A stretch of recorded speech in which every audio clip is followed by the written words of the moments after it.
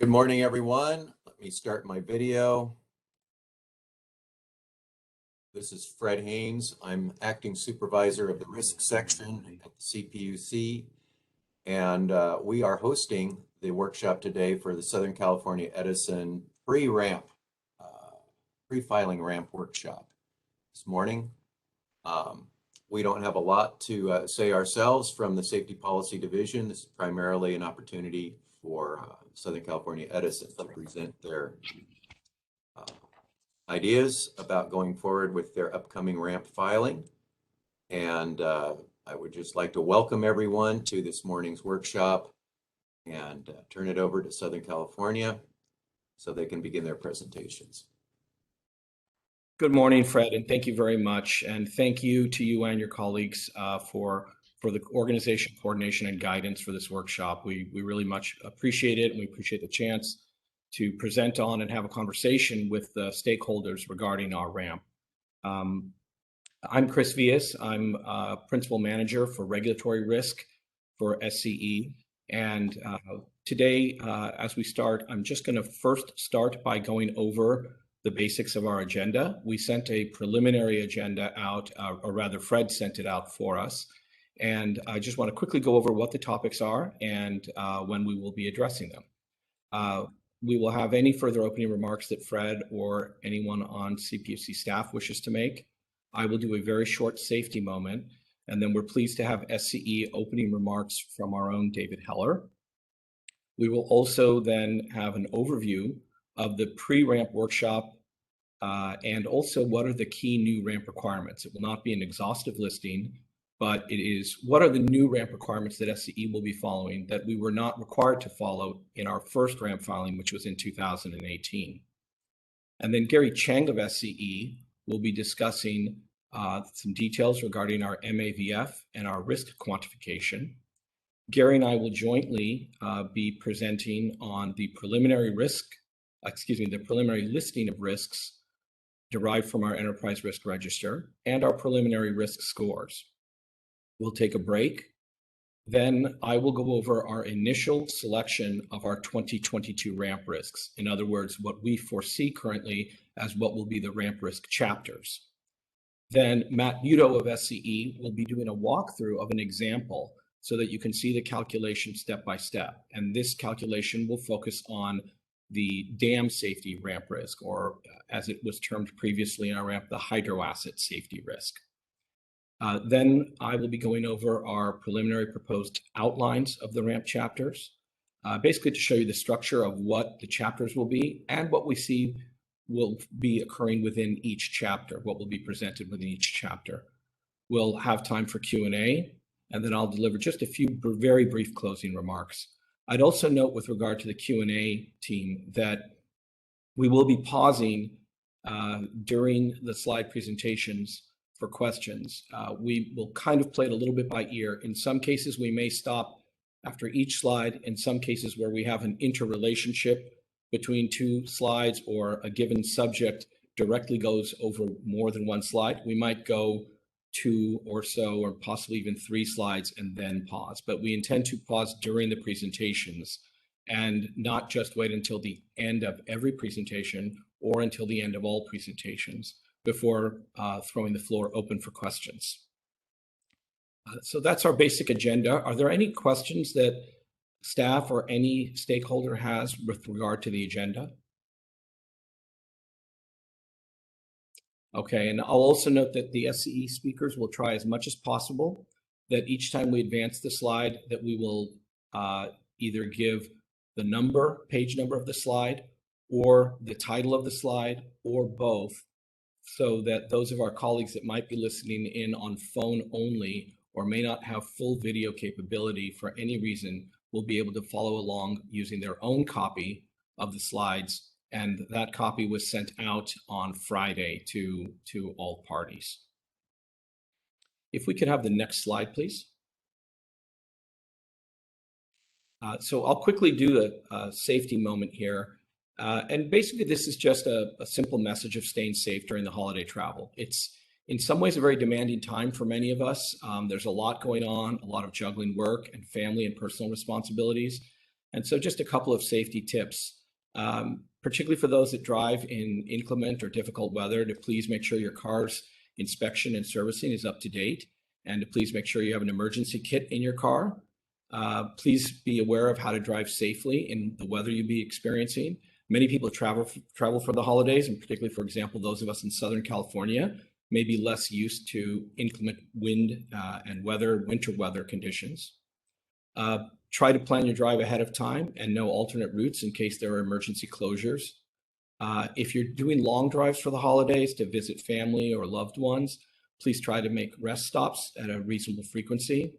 Make sure your cell phone is charged, carry a charger, and continuing along with COVID protocols for safety, which includes please wash your hands frequently, carry antibacterial hand sanitizer and use it, and of course, keep following the mask mandates and guidance, please. So just a quick safety moment. We hope everybody stays safe during this holiday time and arrives into the, with a safe and happy new year. Does staff have anything further they'd like to deliver as opening remarks, or can we go to Dave Heller? Thanks, Chris. Nothing from PUC, sorry. Okay, great. All right, may we please advance to the next slide then, please? And this slide is titled Opening Remarks from Southern California Edison. And I'm very pleased to introduce now that we have to deliver our opening remarks for SCE, Dave Heller, who is our Vice President of Enterprise Risk Management and our General Auditor. So at your convenience, Dave, please take it away. Okay, thanks, Chris. And I tried to make the video a little bit better. Apologies if it's a little bit dark in my background. Good morning and thanks for joining for SCE's pre-filing ramp workshop. I'd like to start by expressing our appreciation to the Commission for hosting today. And I want to acknowledge the efforts made by Fred and Benjamin Turner in setting up and coordinating this workshop. Ramp is very important to us because safety is the top priority at SCE. In our ramp, we identified top safety risks that the company must address on behalf of our customers, the communities we are serving, and our workforce. We explain the dimensions of these top safety risks and provide risk scoring, and we explain how we are acting now or planning to act in the future to mitigate these risks. As everyone probably knows, we filed our first ramp in 2018. It was a great deal of work, benefited from committed efforts of folks that spanned our entire company. Our senior leadership was deeply engaged throughout the development of the first ramp, and that sustained level of commitment is continuing with our continued ramp and current ramp. I believe that ramp has not only met its intended purpose, but has been one of the really important catalysts for transforming the California utility business to a risk-informed business culture. It really has made a difference over these short few years. Our current ramp team in ERM is led by Chris, who everyone I think knows, and will be presenting on several topics to you today. His team includes Gary Chang and Brian Landry, both of whom are on the risk management in the risk management department, who provide a great deal of expertise in risk analysis and overall risk modeling. Our regulatory team are also valuable partners in our ramp efforts, and Chris will introduce the entire SCE team as part of his next set of remarks. I want to close where I started by saying thank you for joining today and for participating in SCE's ramp process. We look forward to the discussion with you today and as the process continues over the next several months. Thanks again, and Chris, back to you.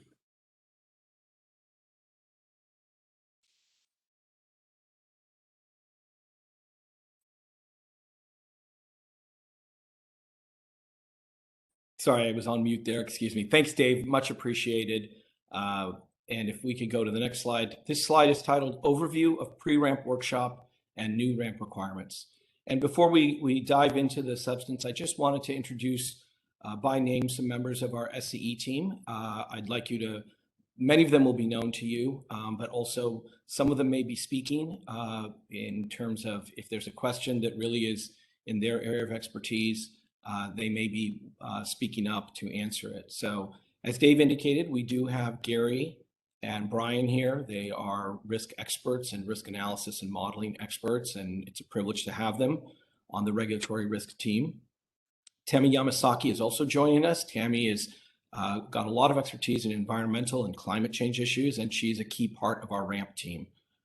We also have our wonderful regulatory partners from the regulatory arm of SCE, led by Doug Snow, who many of you know from Doug serving as the very able director of our most recent general rate case and of the tracks of that rate case that are still ongoing.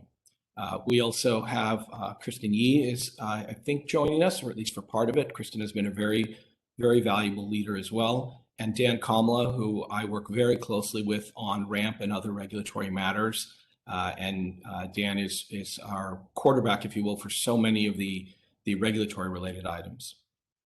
We also, from the law department, we're pleased that on our RAMP team, we have Russell Archer, and many of you know Russell from, among other roles, his leadership on wildfire legal issues, and as our lead litigation counsel for our rate case, our most recent rate case litigation. So there are others on the team, but this is sort of the core team, if you will. We try to keep the team lean, but also having the different capabilities to really provide what we hope will be an effective, productive, and useful RAMP showing. If we could go to the next slide, please. And excuse me, Chris, this is Fred from CPUC. I just wanted to interrupt. For attendees that wanted to make comments and raise questions, I am informed we're using a raise hand protocol. So there's a function within the meeting interface for doing a raise hand, and that is how we'd like people to let us know that they want to ask questions, as I'm informed by our IT support person here today. On my screen, I can do a raise hand by clicking on the reactions button.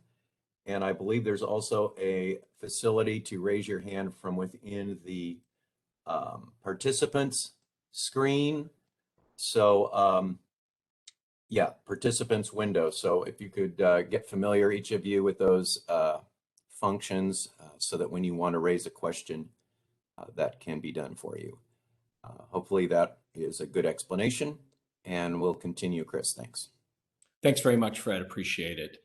Okay, so now I'm on the slide that is titled Background. And basically, I'm going to go over a little bit of information for those that may have a particular interest in a given RAMP risk or risk area, but may not be as familiar with the entire RAMP process. We found that in our last RAMP, we did have certain parties that had particular interest in a given risk, but who were not quite as familiar with the entire RAMP process and framework. So I want to just spend a minute or two on background here. And if any party has any questions regarding the background that they would like to approach and discuss with myself one-on-one, or anyone on the SCE team one-on-one, please contact me at your convenience, and happy to talk that through with you.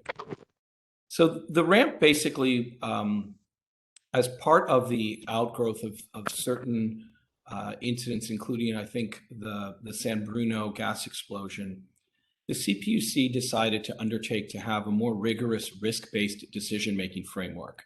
And as part of it, the CPUC indicated that it wished to have a more formalized and rigorous process by which the CPUC learns about what the utility sees as its top safety risks and risk scoring with regard to those risks, and what the utility is doing or plans to do to mitigate those risks, and in turn, a more formalized way for the utility to report on those subjects. So through that, after a lot of taking of input from parties and a lot of discussion and written exchanges, the CPUC in the SMAP 1 proceeding designed the risk framework that includes as a central part the RAMP, or the risk assessment mitigation phase. And again, the RAMP shows in detail how the utility's key safety risks are identified and prioritized, and then how the utility plans to or is managing and mitigating those risks. The RAMP is filed 1 year before the GRC application, and it informs the GRC safety-related funding requests that sort of under RAMP criteria overlap with the RAMP.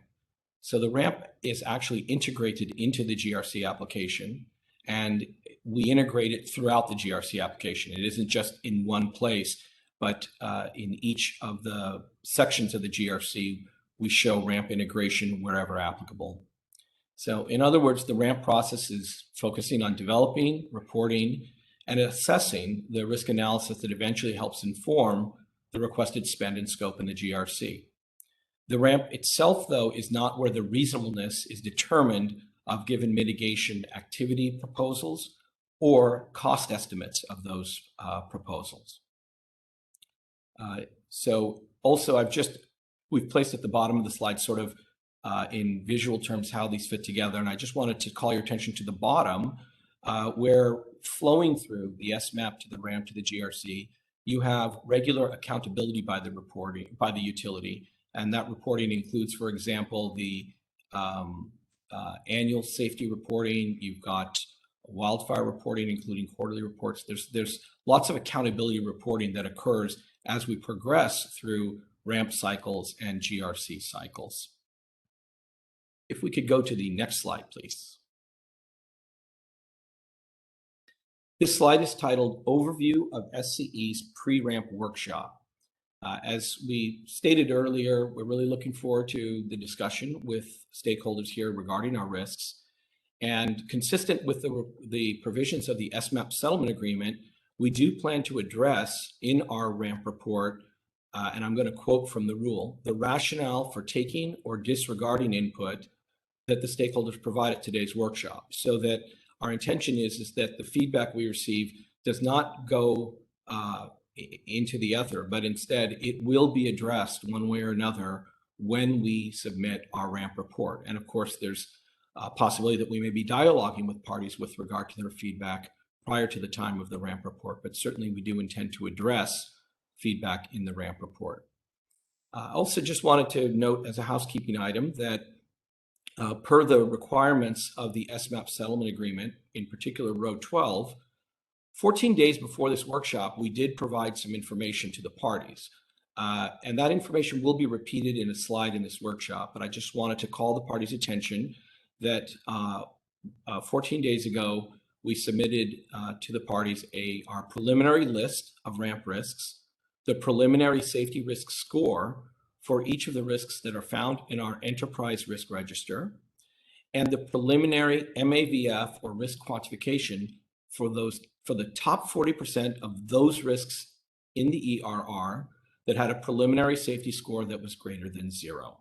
And again, this information will be shown again in the slide presentation today.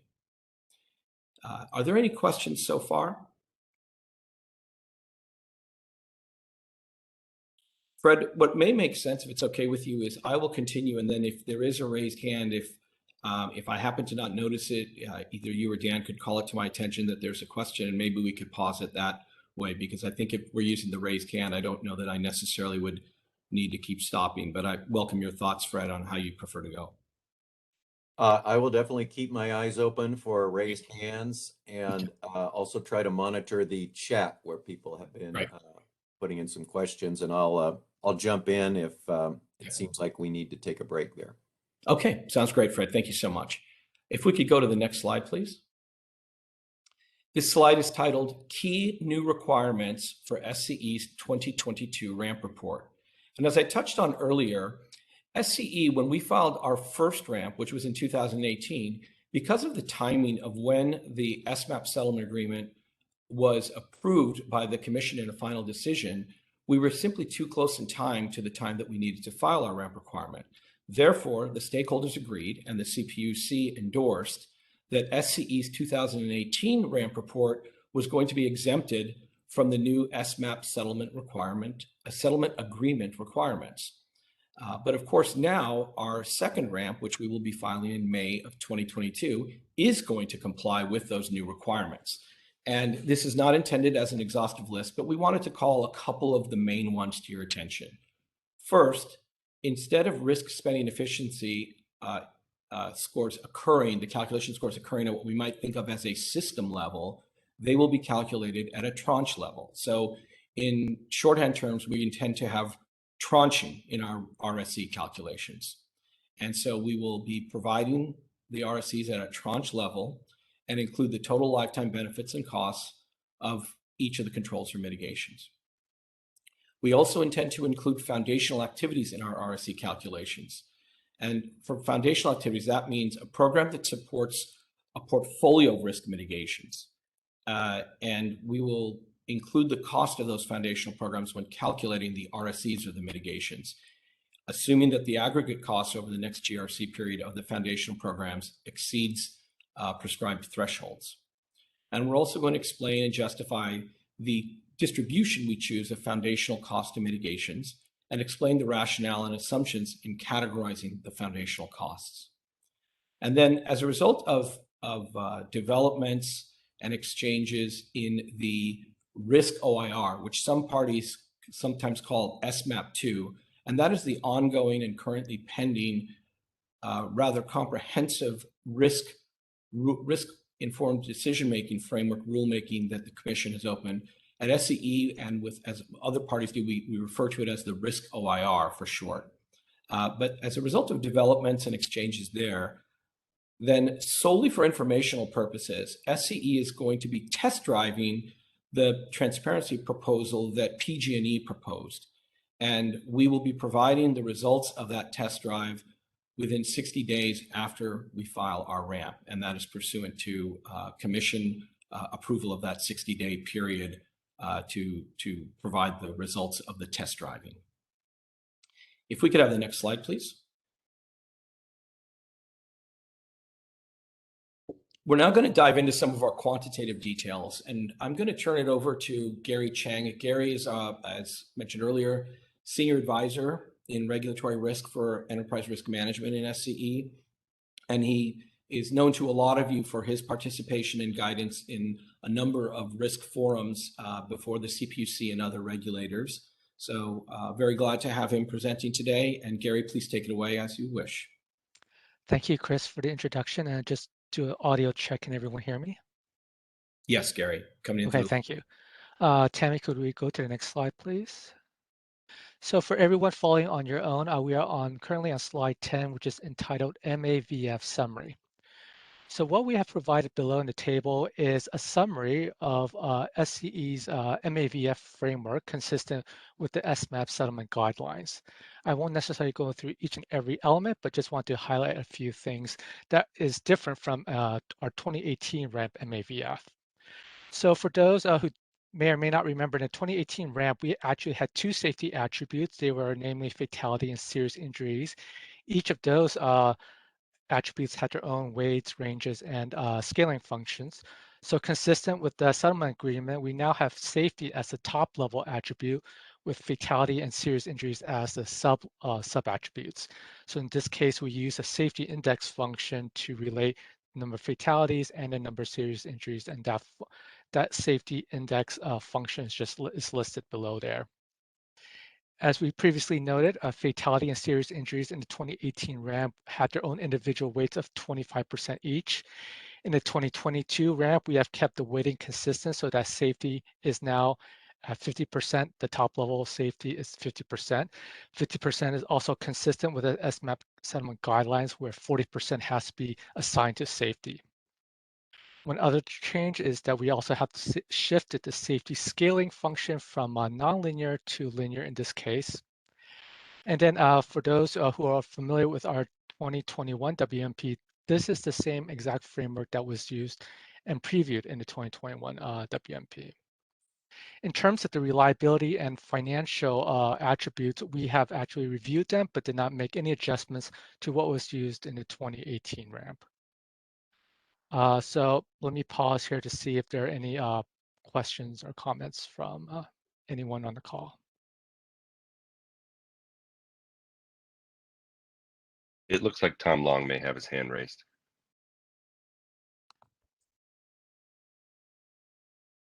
Okay, let's figure out how to get Tom unmuted. Let me see here. Hi, Tom Long. I have unmuted you. We seem to be canceling each other. Oh, you're. Good morning. Like This your is mic Tom is Long. active. Can you hear me? Hi, Tom. We got you. Great, great. Okay, good morning, everybody. I did want to ask a question about this slide. I presume, folks at SCE, you've been following the PG&E and Sempra ramp proceedings that followed the settlement and decision 18-12-014. And you're aware that questions have been raised both by some of the parties, including TURN, and also have been raised also by SPD about the implied value of statistical life that results from the structure of the MAVFs that have been used by those two utilities. And if I'm calculating correctly, and I have the benefit of consultants who've told me, so I'm pretty sure this is right, the implied value of statistical life in your MAVF as structured with weights and ranges is like the other two utilities is $100 million per life. That is, you're valuing reducing a fatality through a mitigation effort at $100 million. And you're probably also aware that, and I think SPD quoted this figure or cited this figure in its most recent ramp report on the Sempra utilities, that the Department of Transportation is using a value of statistical life in their analyses that's roughly one order of magnitude lower, about $11.6 million. So my question to you is, did you consider this, and do you find it defensible to have a value of statistical life that's so very different from what other federal agencies are using as their value of statistical life? Tom, this is Chris. Go ahead. Sorry. Do you want me? I can answer, Chris. Okay, Gary. Sure. Again, thank you for your comment, Mr. Long. What we would say is that we followed the guidelines as outlined in the SMAP settlement. To our knowledge, a specific value of statistical life, or even a value of reliability or resiliency, has not been set forth by the Commission. So, as also said in the SPD report on San Diego's ramp, they indicated that this is a topic that's for discussion in the phase 2 of the risk OIR, and we welcome the opportunity to discuss that in that forum. Okay, well, you say you're going to respond to comments, so consider this a comment that TURN is suggesting that your MAVF, you should think about, give serious thought to restructuring your MAVF to have the weights and ranges lead to a more a value of statistical life that's more consistent with the values that are used by federal agencies in their analyses. And there are many ways you could do that. I don't think anything that you've done here is in any way dictated by the settlement. I would suggest that rows 3 and 7 of the settlement suggest that you are more out of compliance with the settlement. They're closer to non-compliance with the settlement than closer to compliance. I'm not saying this is really a compliance issue. I think there's sort of a zone of reasonableness that the settlement allows, but I think particularly row 7 requires that there be some sort of reasonable relationship among the attributes in setting the weights and ranges. And given that you're so very far away from the accepted values for value of statistical life, we urge you to reconsider and rethink your weights and ranges, and particularly, by changing the range on your safety attribute, you can make a big difference in getting closer to that U.S. Department of Transportation value. Tom, this is Chris. Again, your comment is noted. We will take a look at it, and we also look forward to a discussion in phase 2 of the risk OIR, where all of the stakeholders can be heard on this subject, and there's an appropriate forum for all parties to have their perspectives heard, and for the Commission to think through the issue and give its guidance as it sees fit as well. But we absolutely have noted your comment. Thank you. Thanks, Tom. Gary, you want to go ahead? Sure. If we could proceed to the next slide, please.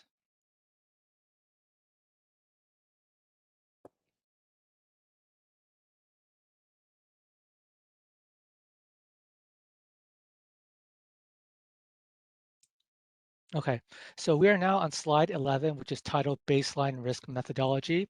So what I want to do is walk the stakeholders and parties through how we will be calculating the baseline risk. So we've separated to a two-step process. Step one is really calculating the pre-baseline risk score. This is the pre-baseline risk at the end of 2020. Note that the numbers that were provided you 2 weeks ago in our pre-workshop filing is the step one score.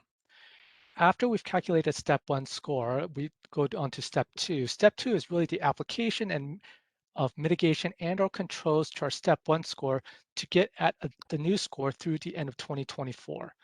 At the end of 2024, that is what we would consider the baseline score from which we would calculate subsequent RSC calculations for the ramp analysis period, which in this case is 2025 through 2028.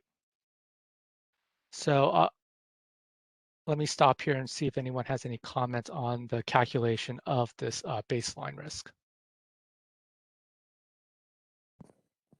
It looks like Christopher Parks and both Tom Long have their hands raised. Sure. Hi, Christopher Parks. I have unmuted you. Parks with Cal Advocates. Actually, I raised my hand. It had to do with the value of statistical life. If I could go ahead and I'll just ask that question quickly. Is it will SCE be describing how the value of a statistical life affects its ramp mitigation programs?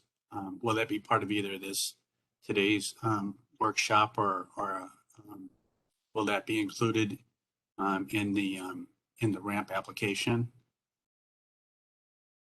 What we will say is that how we computed the attributes of the MAVF are consistent with SMAP guidelines. There was no specific VSL we were targeting in that case. So I hope that answers your question. Okay, so if I could, so it sounds like regardless of whether a VSL were 10 million, 50 million, 100 million, it doesn't really affect the ramp numbers or the ramp mitigations that we will see in the ramp application. Is that fair to say? I wouldn't say that. I would say how we developed the specific weights, ranges, and scaling functions comport with the SMAP settlement guidelines. There was no specific VSL we were targeting.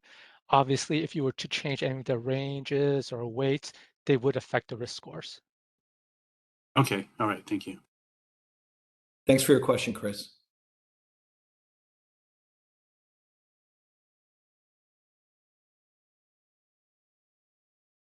Hi, Gary. This is Steve Hain from the CPUC's risk section. Regarding step two, are there any mitigation programs that are still contingent on CPUC approval between now and the end of 2024?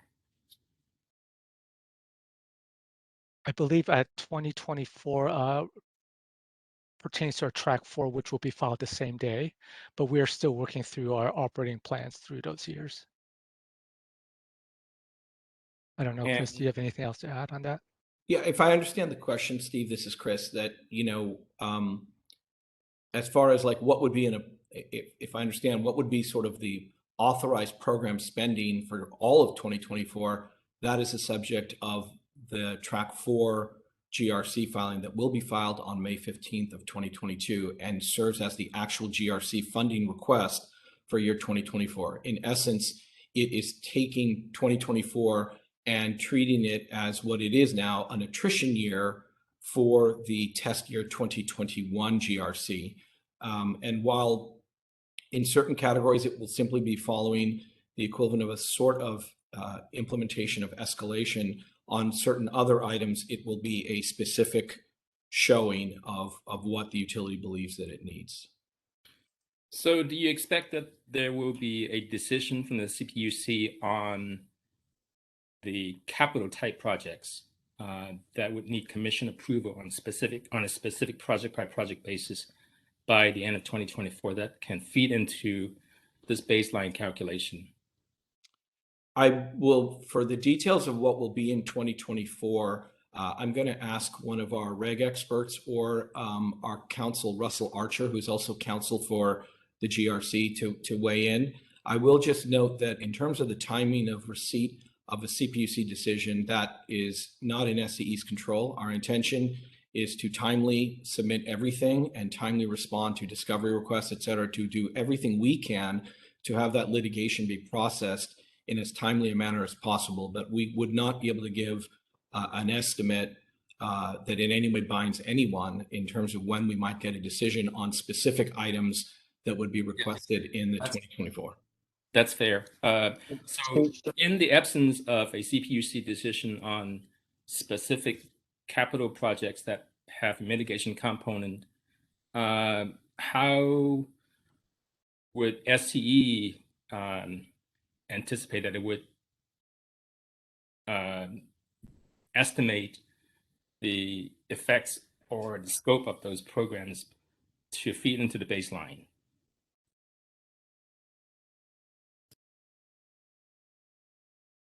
So this is Gary. Again, we're still going through the planning and implementation process and calculation process, if you will, of step 2. So it's a bit too early to address that at this point in time. Okay, all right, let's move on. Thank you. Steve, that's a really good question, though. We've definitely taken our notes on that question, and potentially we might have some further dialogue with you on it as we move towards May of 2022. But thank you. That's a very good point you brought up.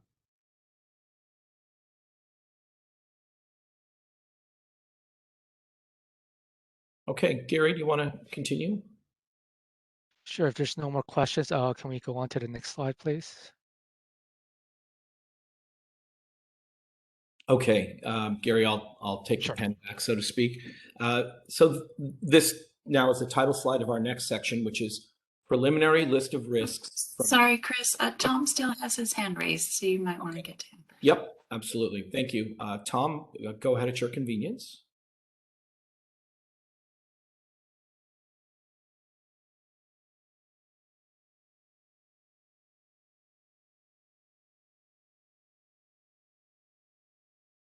I'm sorry, I think our IT moderator needs to. No, I think maybe you can hear me now. Tom, you're on. Okay, good. I was speaking, but I think I had one more click to do. Okay, so on this slide 11, step 1 and step 2. So what have you done to date? We have completed step 1. Okay, so that means the pre-mitigation risk scores that you've calculated for purposes of this pre-workshop do not include the subject matter experts' estimates of mitigation benefits or risk reduction that will occur prior to 2025. Is that right? That is correct. Okay, I'm just taking a look at the settlement, so bear with me for just a moment.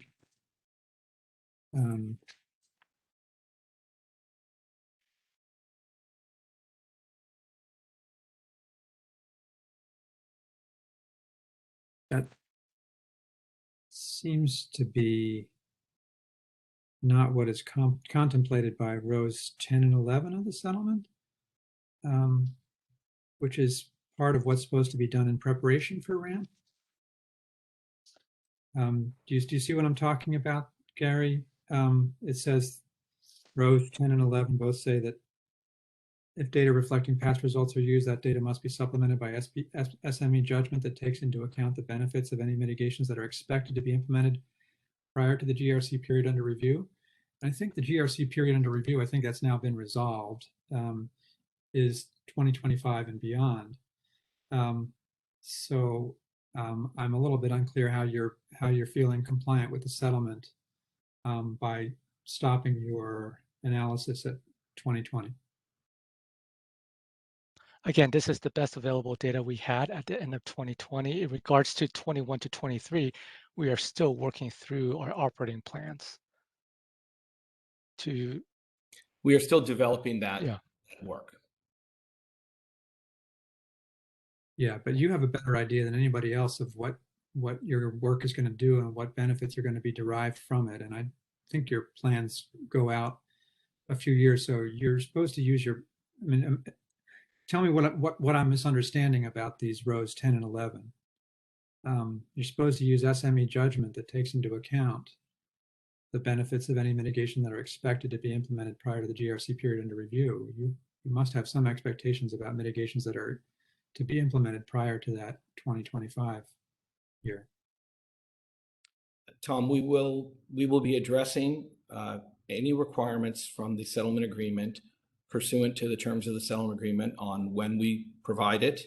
If you feel that we are not following some provision, I would appreciate it if you could put that in some written form to us. You can just email us, because I certainly don't think we want to try to work out an interpretation with you right now on if you have an interpretation of a provision that might be different from ours. I'm not saying that you do or that we do, but I don't think that this workshop is a productive place to try and pull up provisions of that settlement agreement to try and have an interpretation discussion of those. And again, I'm not saying that there is a disagreement. I'm not sure that it seems like it would be best if you think that we are somehow not following something on the settlement agreement, please send it to us. You can send it as a data request or as an email, whatever you prefer. Well, I started by asking a question to find out what you're doing, then having found out what you're doing, and then reading the settlement. This is not a new position from term. We've taken it with the previous two utilities. You should know that. And our position is that you should be doing your best to calculate the risk scores for this pre-workshop using the correct baseline, which is what's rows 10 and 11 are about. So this is not a new position. Yes, we don't think you're complying with the settlement. I'm not saying I wanted to hear your answer. Your answer to me is unsatisfactory. You haven't really answered what I'm misreading about the settlement. But I agree with you. We don't have to dispute that now. I just want you wanted to get feedback. I appreciate that. Yep. That's what this workshop is about. Here's some feedback. And yes, in fact, we think you're not compliant with the settlement on this matter. And I'm happy to leave it there. Okay, Tom, your comment is noted, and I did not mean to suggest that you have to submit anything in writing for us to take your comment under advisement. We're obviously going to be taking it very much under advisement. So I apologize if what I said a minute ago was unclear. Your comment is absolutely noted. Okay, thanks, Chris. No problem. Okay. Tom, I think you know me well enough after all these years that any comment you give, I will be following up on. Don't make a big deal about this. I just wanted to get my point out, and I did. Thank you. Thank you. All right. Are there any other questions right now? I think there's still one hand up, perhaps. Yeah, I believe Mr. Hafizur Chowdhury of our RASA staff had his hand up. Joseph, if you could give him the floor. Hi, Hafizur. I believe I've unmuted you. You're not having trouble getting. I don't want to get. There you are. You appear to be unmuted. This is Hafizur Chowdhury with RASA team, and thank you SCE for giving this pre-filing presentation. I do have a question between page 10 and 11, as Gary mentioned about step 1 of calculation of pre-baseline risk score based on 2020 data, my understanding. And if that's the case, if you go back to page 10, then I'm looking into the safety index, which is weighing average about 50%, as you mentioned in the previously. Is that reflect of 2020 data that you calculated, or is it just based on your 2018 RAM filing, you're just holding that number? Or will that be changing in actual RAM filing as you're coming in May 2022?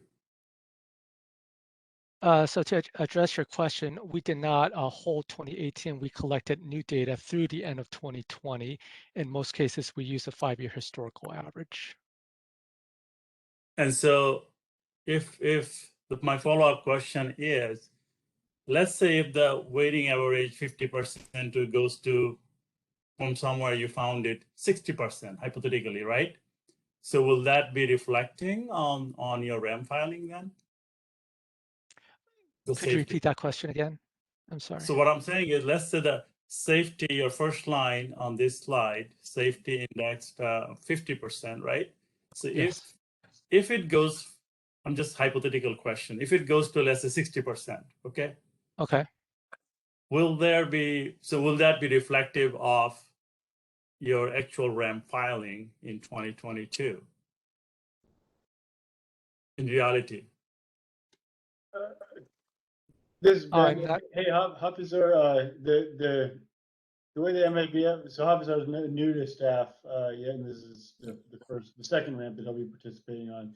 But the weighting is a choice. It has to be a minimum of 40% under the settlement agreement, and SCE is electing to choose 50% for the purposes of their MAVF. So they could change it to 60 but it'd be up to them. It doesn't necessarily rely on data. Oh, okay.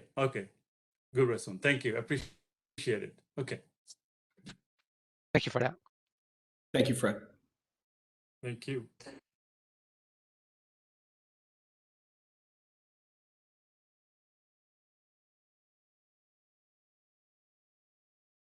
I don't believe we Shall have we any proceed more to questions slide at this point. 12?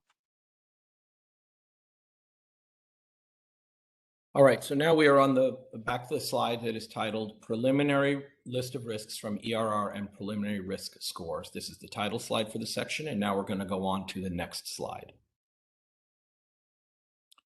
This is just some language that sort of sets the context, and it's similar to the language that we provided in the written submission that we circulated 14 days ago, just noting the preliminary nature of this pursuant to the process as contemplated in the settlement agreement, and also noting that our Enterprise Risk Register, or ERR, is a dynamic and evolving product.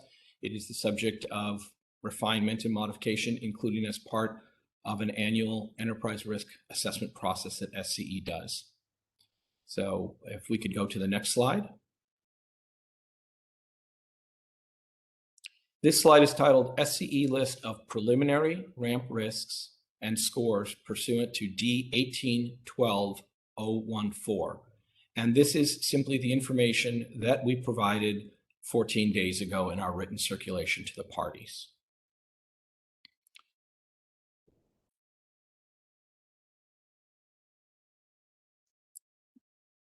Just pause for a second in case anyone had any raised hands. I will go on to the next slide, please. All right, I think we are actually at break time. Before we go for break, just want to pause for 1 second again if there are questions or comments, and we can take those, and otherwise look forward to giving everybody a few minutes. I think I understand from the chat, maybe Tom Long has a question.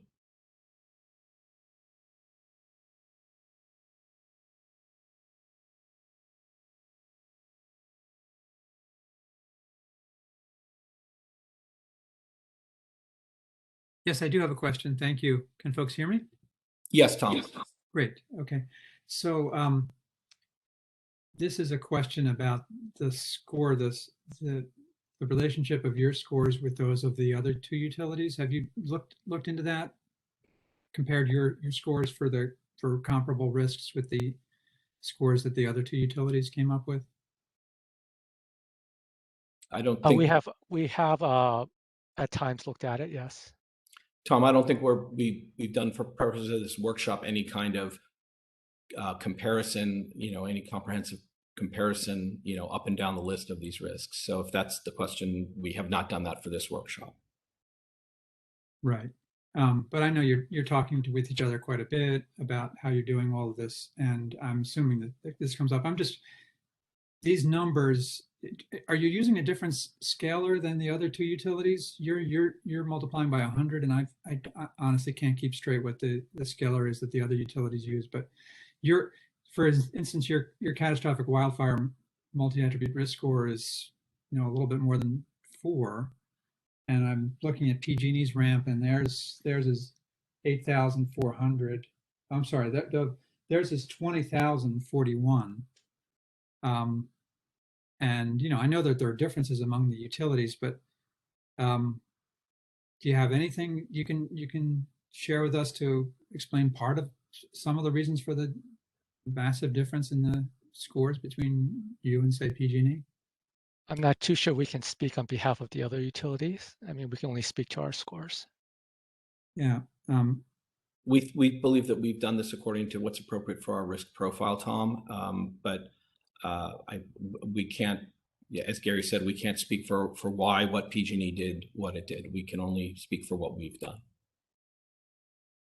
Do you know, Gary, do you know what the scalar is that you're using 100, right? I'm using 100 as described in the SMAP settlement, yes. Well, it's not, there's nothing mandated about what scalar you Well, there's a use. 0 to 100 unit scale there. That's No, I'm sorry. I'm sorry. I'm talking about what you multiply your score by for readability. That otherwise the final scores end up being several, start at several places to the right of the decimal point, and we're trying to avoid that to make it easier to. We will have a detailed overview of the score calculation in a couple slides after this when we go through the hydro dam safety chapter. Right, but if you don't mind jumping ahead, yours is 100. You're multiplying by 100, right? Yes. Do you know what PG&E? I do not know. I do not know. I'm sorry. Tom, I'd also note, if I'm correctly recalling, that in phase 2 of the risk OIR, one of the subjects that will be taken up is it possible or is there a productive way to try to develop some kind of comparable risk scores across the utilities? I think that's a subject coming up for the phase 2 risk OIR, so that there might be some framework that makes the numbers comparison maybe a little bit, can be done more readily. But again, I think that is a subject for the phase 2 of the risk OIR. Right, and the Energy Safety Agency is holding a workshop on this very subject on Thursday. So it's a little perplexing to me that you're not able to offer even the least bit of a notion about what may be differentiating your score from those of other utilities. But that's your position. You have no idea. We could always go research it, but I don't have the information available at my fingertips. Okay. We did not, Tom, we did not for this workshop prepare a justification for what the other utilities have done in comparison to what we did. Yeah, it's not a justification. It's just try to help us understand what may be differentiating some of the scores. That's all I'm asking for. It's not like putting you on trial compared to them or anything like that. It's just what may be different. That's the question. But apparently you don't have anything that you can share that might explain some of the differences. I think we've given our response, Tom. Okay, thank you. Hi, Tom. Yeah, this is Fred from SPD. Ross, I recall there are definitely different readability factors that the different utilities have presented in their ramps. Up the top of my head, I think Sempra used a 100,000 factor, but I may not be totally on that one, but that's just what I recall right now. So I think your point is each utility has chosen different readability factors, definitely.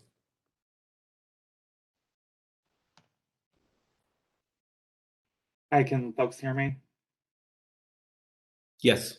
Okay, perfect. Miles Gordon from Cal Advocates. I have a question about this slide. To begin with, it looks like you're combining your wildfire and PSPS risk scores. Is that what you plan to do for the 2022 ramp filing? Thank you. That's a good question. And the answer to that question is no, they are separate. We've put them here as one because currently what we intend to do in our ramp, given the interrelationship with these, is that they will be treated as their own subjects, but we're not going to, they will be under one chapter, but introduced and discussed with as their own subjects, and that PSPS will be discussed and analyzed both as a mitigation and also as a risk. So PSPS as a risk itself. So that's why they're here. They have their own analysis. They have their own individual risk score, as you can see in the middle column. their own multi-attribute risk scores. You see in the column over to the right. They will be treated separately. We just felt that organizationally it makes sense to put them together, given the fact that there is a kind of logical interrelationship between them. But rest assured, they will not be mulched together for purposes of analysis. Okay, thanks. Appreciate it. Thank you. Good question. Thank you. And I apologize. That's a subject I was going to clarify in a slide that's coming up after the break. So you're ahead of me in my notes here.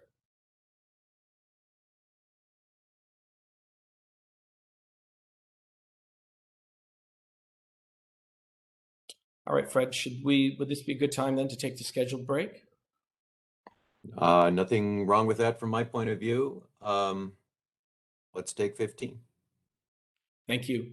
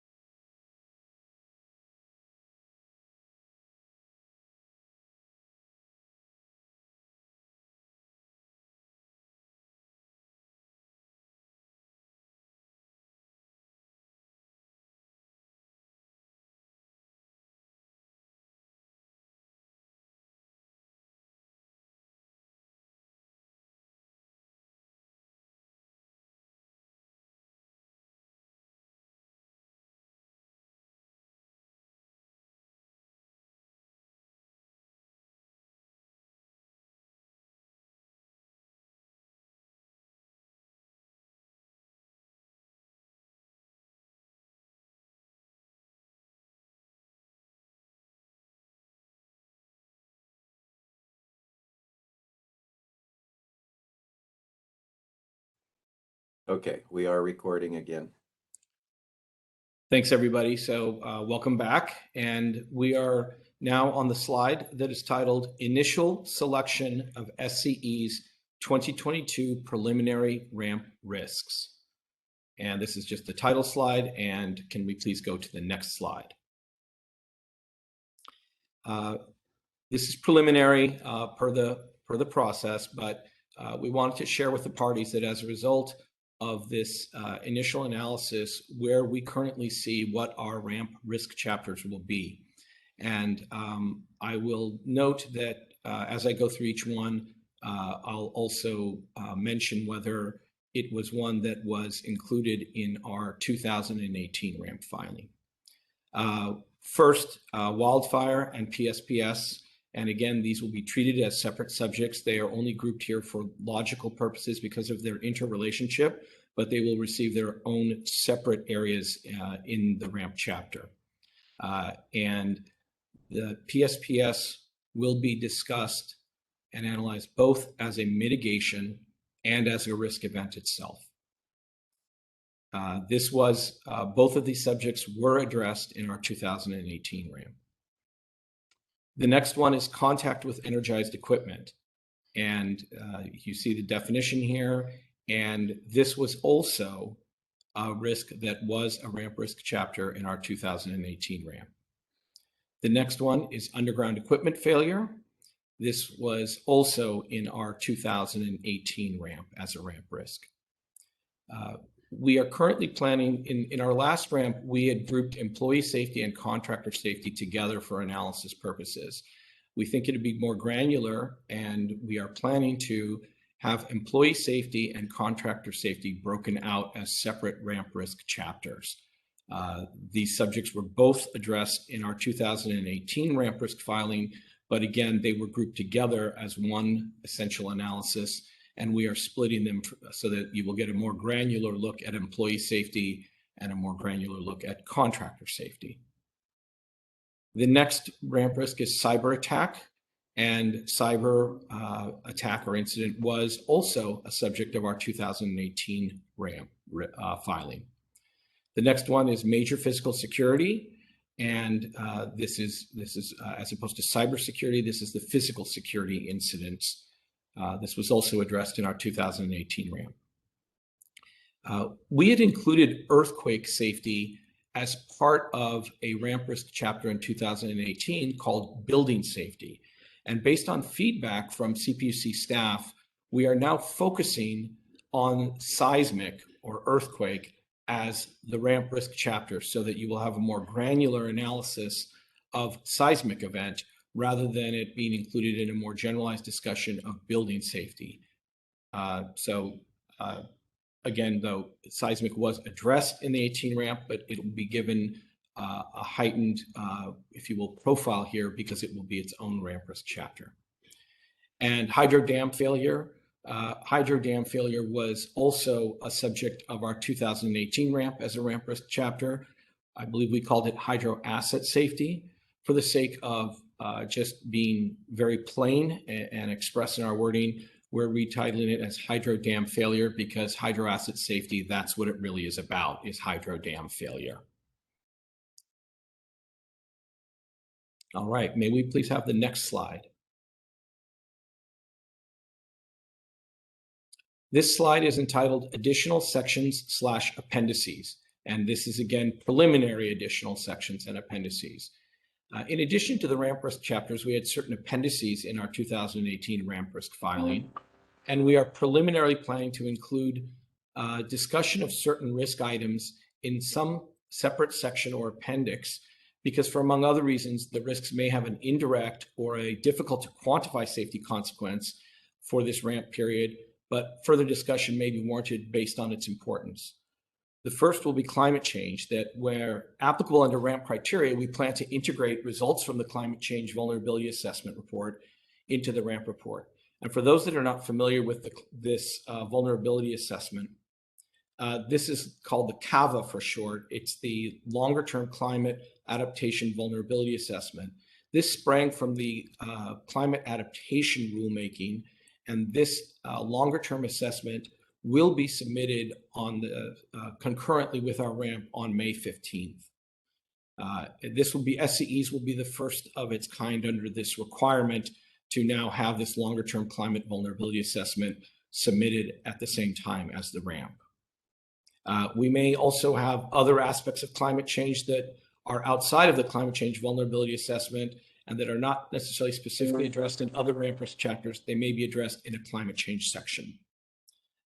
For battery energy storage systems, or BESS as they've often abbreviated, we are preliminary planning to have some discussion of the risks here because the deployment of BESS assets continues to increase to help meet reliability and clean energy goals. And it's something that we're watching out for, and it's something that we think is of sufficient importance that we will have some type of discussion in an appendix or separate section on it. For songs, which was an appendix in our last ramp, we do intend to update parties on the song's risk profile since the time of the 2018 ramp, and we'll summarize the current state of the risks, including some of the execution of dismantling and decommissioning project phase. For transmission asset failure and aging infrastructure, the safety impacts from these risks will generally be covered within the main ramp risk chapters, but at a higher level, we may discuss generally the health of our electrical assets and potentially at a high level the need for infrastructure replacements as the infrastructure continues to age.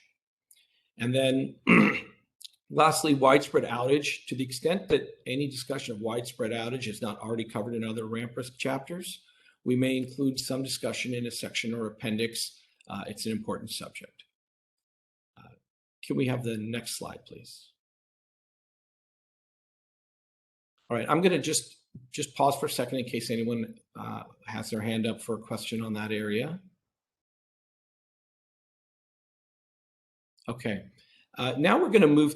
Oh, go ahead. Sorry. They just unmuted me. This is Chris Parks with Cal Advocates. Yeah, if we could go back. Actually, prior at the beginning of this section, okay, the wildfire PSPS risk. And if you don't mind, if we could go back to where this is described in with numbers in the previous section. Yeah, thank you. So I was just noting that I believe in the PG&E ramp, I'm looking at the top line there where it talks about wildfire PSPS, and you explain that that's going to be described separately in the ramp report. But I was curious, in the PG&E ramp, PG&E had, my understanding was that PG&E looked at PSPS as a mitigation for wildfire risk, but they also discounted it in a way where the data that we were provided with a data request showed that had it been evaluated as a risk, that it would have ranked second only to wildfire risk. And I'm just noting that it looks here that the risk scores here for PSPS are significantly less than the other large risks. Is that your assessment then, that PSPS is a relatively low risk compared to the other risks that SCE has identified? I don't know that I want to characterize PSPS as a high or a low risk. I also can't speak to what PG&E did, Chris. This is a preliminary risk score, and this is simply, that's what it is. It's a preliminary risk score. And I think that the score, in a sense, speaks for itself, but it may not be the final score when we file our ramp. I would also note that we have put in certain PSPS sort of improvement measures. But again, I think that any characterization of it as a risk, as it is a high risk or a low risk, I would await I don't feel I can speak to that with any finality until we are presenting our ramp in a more final form. Okay, yeah, I was just noting the difference in scores here on this slide, you know, that wildfire is 3.43 and PSPS is 0.01. And Chris, this might be worth a larger discussion, maybe in the context of the risk OIR, because I think each utility configures its analysis a little bit differently for PSPS. Again, I'm not prepared to speak to the details of how PG&E does it, and they should speak for themselves on that. But I think we have a little bit of a different way in which it's analytically framed. And so that might be something where when all parties are together in the risk OIR, maybe we can discuss a little bit, because as you know, PSPS has been and will be a subject in that risk OIR. Sure. And if I could ask a question about slide 18 as well, which had where you address climate change. So as I understand it, then climate change is not being listed as one of those specific risks in your in SCE's analysis, but you're looking at it as applying it across multiple risks. Is that what this slide is saying? That's what it's saying in part, Chris. And I just want to note that in a sense, the real risks in climate change are over the longer term. And this is something that we pointed out in 2018, is that if you take climate change and you sort of chunk it out, Chris, into just one ramp period, and then in isolation, look at the next ramp period, and then you look at the next ramp period, then you get a ramp risk score where the safety risk is not that high. But I think that there is a recognition, and people can feel free to disagree. We know this is a controversial issue in sort of society at large or politically. But the risks of climate change are really, the safety risks occur more when you look at it in the longer term, or the vulnerabilities occur in the longer term. For example, rising sea levels. That may be a real risk in the longer term, but you can't look at it in a ramp period of 3 or 4 years and say, oh, the safety risk rises to the level of these other ramp risk chapters. So our current intention is to treat it as a cross-cutting and to apply it where it is applicable under ramp criteria, integrated where it is applicable. But I just also note that if we can just think of it as a climate showing, it's just going to be very different this time, because for the first time, a utility is also submitting simultaneously a true long-term climate vulnerability assessment, or CAVA. And so I think of it less as what's going to be in a chapter and what is the climate showing that you, Chris, and other parties will see on the 15th. And that will include for the first time a long-term assessment pursuant to that CAVA. Got it. And I was just noting here that you're using the vulnerability assessment, the CAVA, I guess you're calling it, in the ramp report. That's not a requirement, right? That's something that SCE is electing to do in terms of using that vulnerability assessment in the ramp. Chris, what I'm going to answer now is just Chris talking to Chris. I'm not here as a lawyer, and lawyers are the ones to offer interpretations of what the requirements are. But I don't think it is, just me speaking as a layperson here, I don't think it is specifically required, but it seems to us that when applicable under ramp criteria, to the extent we can integrate it, we plan to do so. But I don't believe it is a set requirement that says you must integrate this part, and this part of the CAVA into your ramp. Sure. Yeah, no, it actually makes a lot of sense to me that it would be used in the ramp. So I appreciate that. Thank you. Yeah, Chris, thank you for your question. I think though, Chris, just to close the loop on that, I was speaking in terms of a requirement of integration, but I think that there may be some high level language in the climate adaptation OIR decision that sort of talks about how, well, the CAVA is being submitted at the same time as the ramp. And I think there might be some very high level language that it might inform the ramp in some way. But again, I'd have to go back and look. I don't think there's specific requirement language, but I don't think the commission feels that if there's a way to logically and reasonably have some integration as applicable under ramp criteria, that you should avoid it.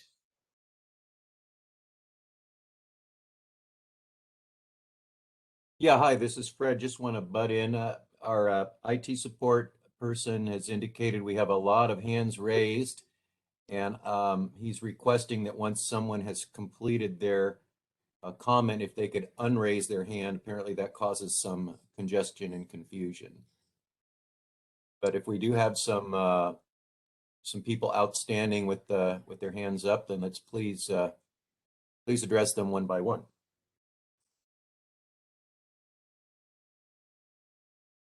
I'm going to unmute Gordon Miles. Hi again. Hi, this is Miles Gordon from Cal Advocates again. I had another question about the climate change piece. I mean, I guess I'm wondering if you could give us like a preliminary sense as to how these two efforts are being coordinated, if you will. I mean, I recognize the Kava, the standalone document that's produced, I believe, through a tier 2 advice letter process, if I'm understanding it correctly. But like by that same token, I mean, I think ideally what we would like to see is the results of the vulnerability assessment feeding into how these ramp risks are ultimately assessed. And so I guess I'm just wondering if you have anything to share just as far as like how these two efforts are sort of talking to each other, if you will. Right. You're correct that it's a separate product and it springs from a separate proceeding. But let me give you an example. And again, we're preliminary. We're more than 6 months out from the filing of the ramp. But let's say that there is if as a result of the results of the Kava, and let's remember that the Kava is longer term. It's looking at like where it goes to 2030, to 2050, and to 2070. So the Kava is a long-term vulnerability assessment, not a short-term one.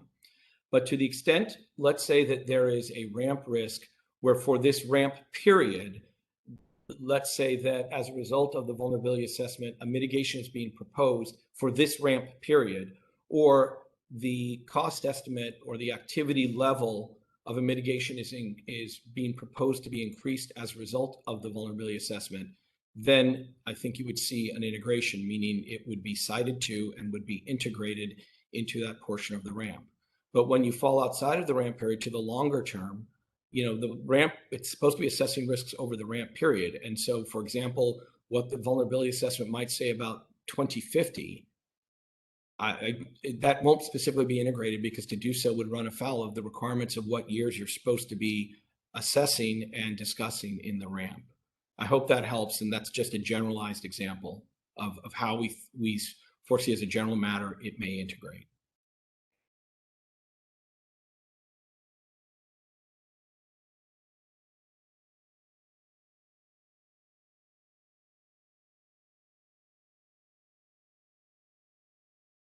Okay, I've got a hand up, I think, from Wendy, from Rasa.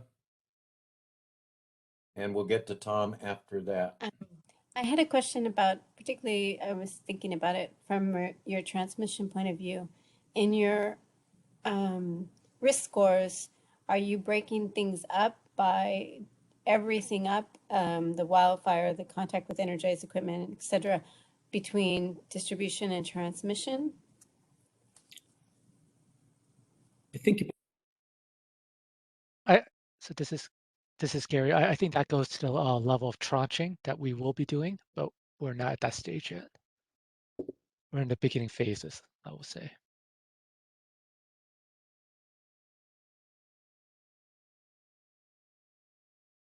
Okay, and I think, Wendy, if that was it, we'll go with Tom. Yes, thank you. I wanted to ask about the PSPS risk definition. You're viewing it as, according to slide 17, you're viewing it as both a mitigation and a risk. When you're viewing it as a risk, I'm not clear how you're defining the risk event or the risk. And I'm going to refer you to the answer to Turn's data request for this workshop. Line 19 of your preliminary definitions for ramp. That's on page 4 of the material you shared. I think that went to the service list. Defines the PSPS risk as the absence of effective planning and execution of key aspects of PSPS events, including but not limited to activation, customer mapping and notifications, execution, and evaluation of customer impacts, including access and functional needs population. So when I read that, it sounds like you're defining the risk and the consequences of the risk event seems to be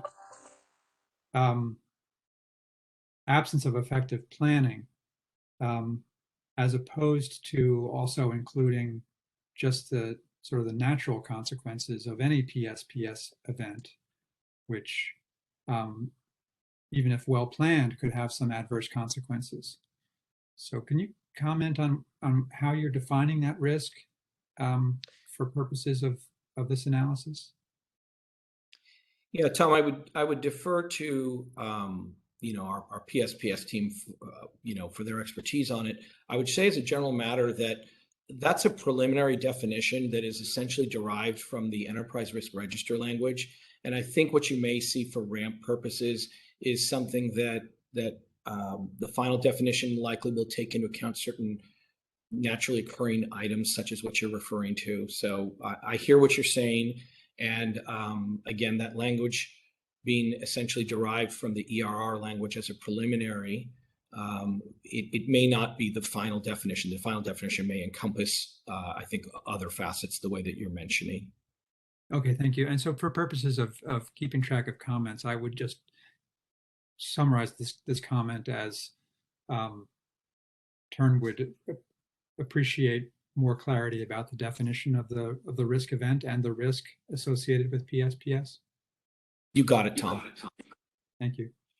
Tom, this is Russell Archer from Edison as well. It's a great question that you pose, and also just note that will be a topic of pretty robust discussion in an oncoming phase of the risk OIR, specifically what are the consequences of PSPS set aside from executing them well. Okay, thank you.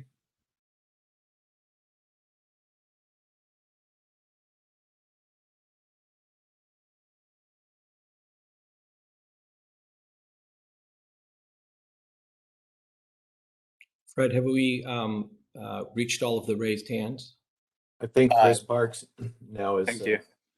Yeah, this is Chris Parks, Cal Advocates. Yeah, so it's prompted by what Tom was just asking about and Russell's follow-up. I was just going to suggest that if this is sort of the preliminary discussion about what's going to be in the ramp application, that it would make sense to me to consider that PSPS definition for evaluating risk should be to encompass the entire risk. It shouldn't be limited to a limited definition or kind of trying to exclude different things, or even to consider what may be discussed in the OIR. For purposes of this pre-ramp workshop, I guess we would urge SCE to consider all of the risks associated with PSPS, not just, for example, operational elements of it, but because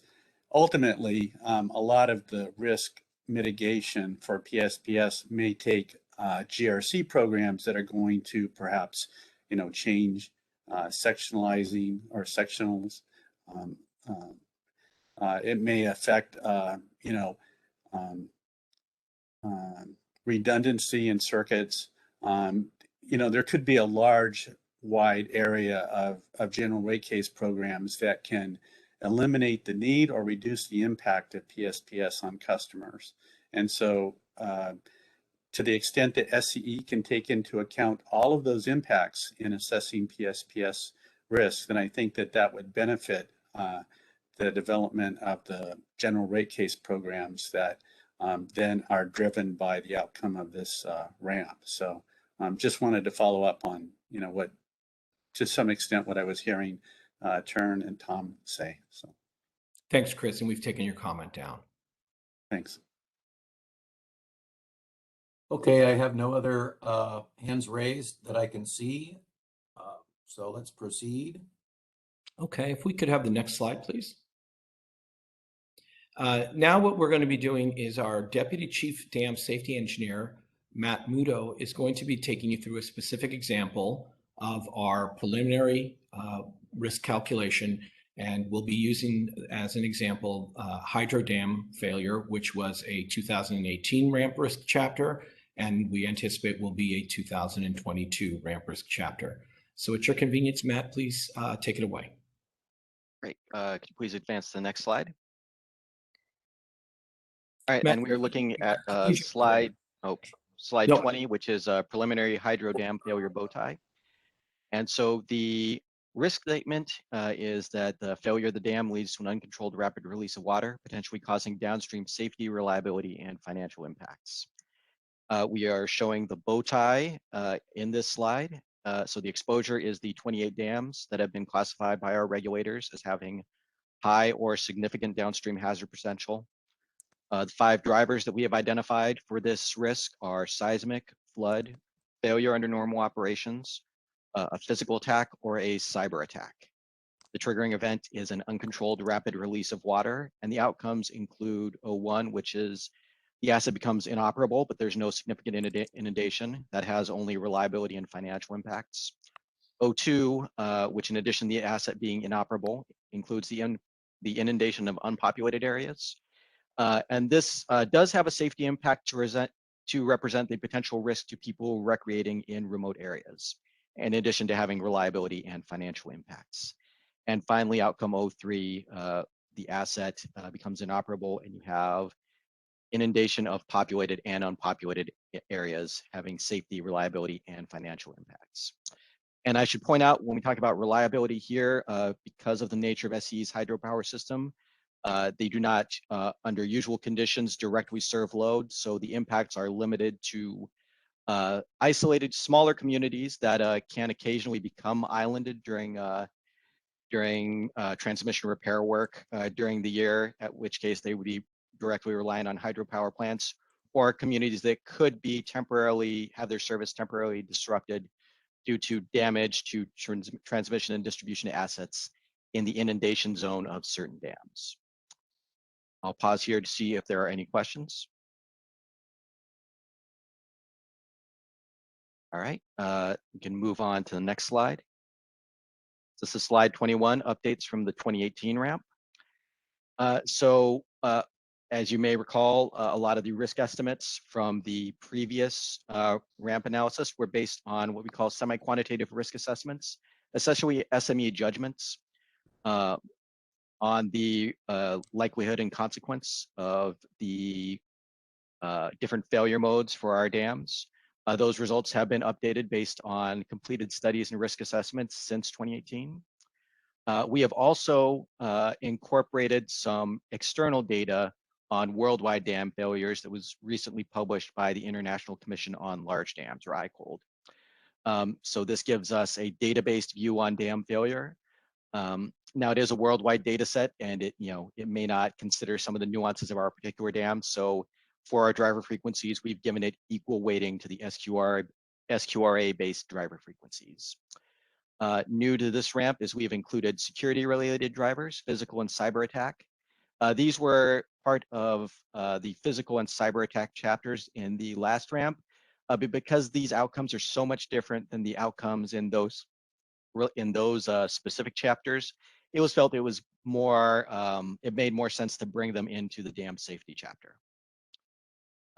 Safety consequences have been added to outcome 2, as I mentioned before, to represent the potential impact on recreators in remote areas. And the risk numbers I'm going to present include the work that we've implemented through the end of 2020 to mitigate risk. And I will pause here to see if there are any questions.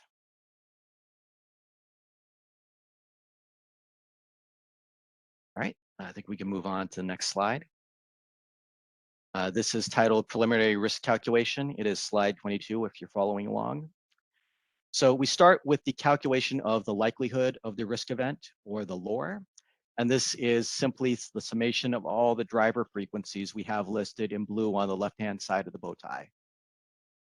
And this comes up with a sum of 0.00462, a little more rare than 1 in 200 for this particular risk event. Again, it's a rare risk that we have not observed in over 100 years of operation of our hydro assets. The second portion of it is the consequence of the risk event, or the core. And I'll run through an example of how that's calculated. You'll see for safety, we start by taking the probability of the outcome, shown in red on the right-hand side of the bow tie. So 7% probability of outcome 01 times the safety index, the average, this is the expected or average value of the risk event. The safety index for 01 is 0, as I had mentioned before. 36% is the probability of outcome 02 times the safety index for that that outcome, which is 0.5, and then 57%, the weight of the probability of O3 times 44.8, which is the safety impact for outcome O3. So that gives you a combined weighted safety index of 25.7. So you have a similar exercise for reliability where you end up with 441,090 customer minutes of interruption, and for financial where you end up with a weighted financial impact of $211,670,000. So that's the core. The annualized risk for each of these impact dimensions is the product of the lore times the core. So when you do that, you get a safety impact of 0.119 safety index per year, 2,038 customer minutes of interruption per year, and $977,915 per year. That is the annualized risk. And the final step in the calculation is to calculate the total risk, which involves the multi-attribute value function, or MARS as SCE's version. So we will take the weight of the attribute. So in the case of safety, it's a 50% weighting times the risk, which is 0.119, and then divide it by the range for that dimension, which we defined as 100. Similarly, we go through 25% weight times 2,038 divided by the 2 billion customer minutes of interruption range for reliability. And finally, for financial, 25% times the 978,000 almost, divided by the $5 billion range for financial. And lastly, we take all those, the sum of those numbers and multiply it by 100 for readability. And you end up with a total MARS score for dam safety of 0.064 MARS points. So I know that was a lot of numbers to process. So please, if there's any questions or anybody wants clarification, happy to answer questions.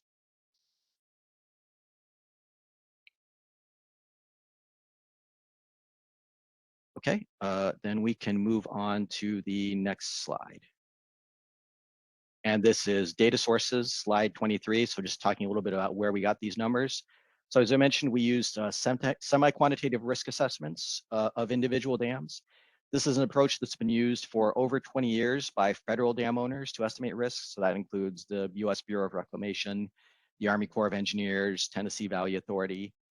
There are proposed FERC regulations that will require all FERC licensed owners of high hazard dams to perform SQRA for those dams. This is still the subject of rulemaking, but I think it's likely that this will become the required standard of practice for dam owners going forward. And so in this SQRA, you have a likelihood and a consequence assigned to each potential failure mode by a diverse team of subject matter experts in a facilitated workshop. So you go through and consider all the available information for the dam. So this includes any construction records, photographs, surveillance data, any analyses that have been performed. And then you have a facilitated discussion to go through this, and generally a vote to elicit the subject matter expert opinion and come to a consensus on what is the right likelihood and consequence for that. So that is the SME-based portion of the driver estimates. Now there's also, since the 2018 ramp, a 2019 report by the International Commission on Large Dams. And it went through and identified all known worldwide large dam failures through May of 2018. And a lot of good information on the ages of the dams and the types of dams. So we were able to go through and adjust those numbers to come up with failure rates based on the type of the dam and the age of construction of the dam, so we can generate a number that matched the SCE portfolio. And we use those figures and, as I mentioned, average them with the SME-based estimates to get our driver frequencies, specifically for the flood, earthquake, and failure under normal condition drivers. And they also inform the physical attack drivers. Now, also for the physical attack and cyber attack drivers, we relied on documentation from the Department of Homeland Security, specifically a 2012 report on worldwide dam attacks, 2001 through 2011, and a 2019 dam sector landscape report where they described what is basically the only known case of successful cyber attack on the control systems of a dam. Again, these are if you recall from the previous slide, these are very small numbers. It is a very rare occurrence, but it's one that we still felt we should be capturing within the ramp report. So I will stop here if there are any questions. I see we have one at least. Yeah, it looks like Chris raised his hand. If Joseph doesn't unmute him, I will try to go find him and help him out there. Let's see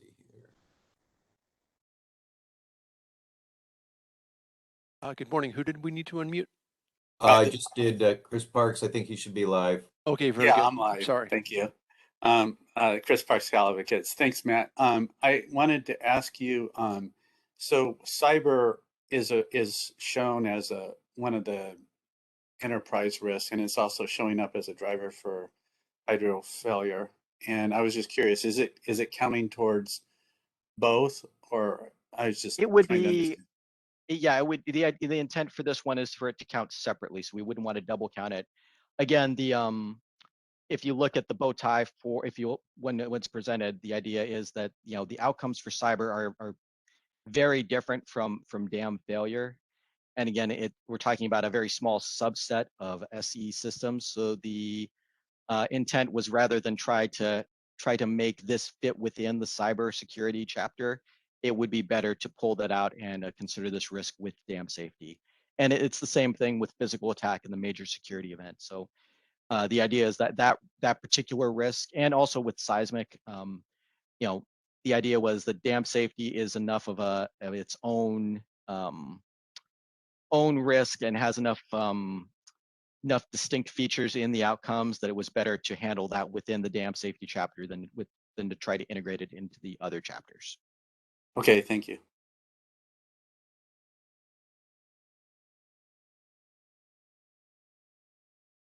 Let's check to see. I'm just going to check to see if anybody else has a hand up.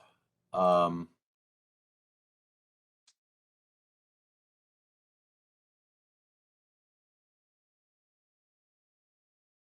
don't see any other hands. I have a few questions. This is Fred from the RASA section. Can you go to the slide where you presented the figures for things like driver frequency, et cetera? I think that's slide 22. Okay, very good. So I just wanted to make a general comment that from the RASA point of view, when we're evaluating the ramp reports, that if these numbers like frequency could be presented in the narrative in the actual chapter where the risk is described and discussed, if those could be brought forth and put in a table so that it's readily available, what are the relative frequencies of the different drivers, and also you've done frequencies on the outcomes, which also would be equally valuable to be able to see that, and perhaps you're already intending to present that, but that was something that we missed seeing in the most recent ramp filed, and that we have commented we would like to see that, even if it isn't explicitly required by the settlement agreement to present those. Since you're doing the calculation, it would be very helpful to have those presented. And let me see what else. Fred, this is Chris real quick. We'll do that. Thank you for that feedback, and we'll be sure to implement that. Awesome. That'd be great. And I noticed just a little bit of a variation in the MAVF calculation. I think what we kind of think of is that we would see within the MAVF multiplying lores times cores, but you're actually doing that one step ahead. And as long as that's well explained, I think it's pretty obvious that that's what you're doing, and I think the math works out the same either way. Just maybe a little bit different way of presenting it than we've seen so far.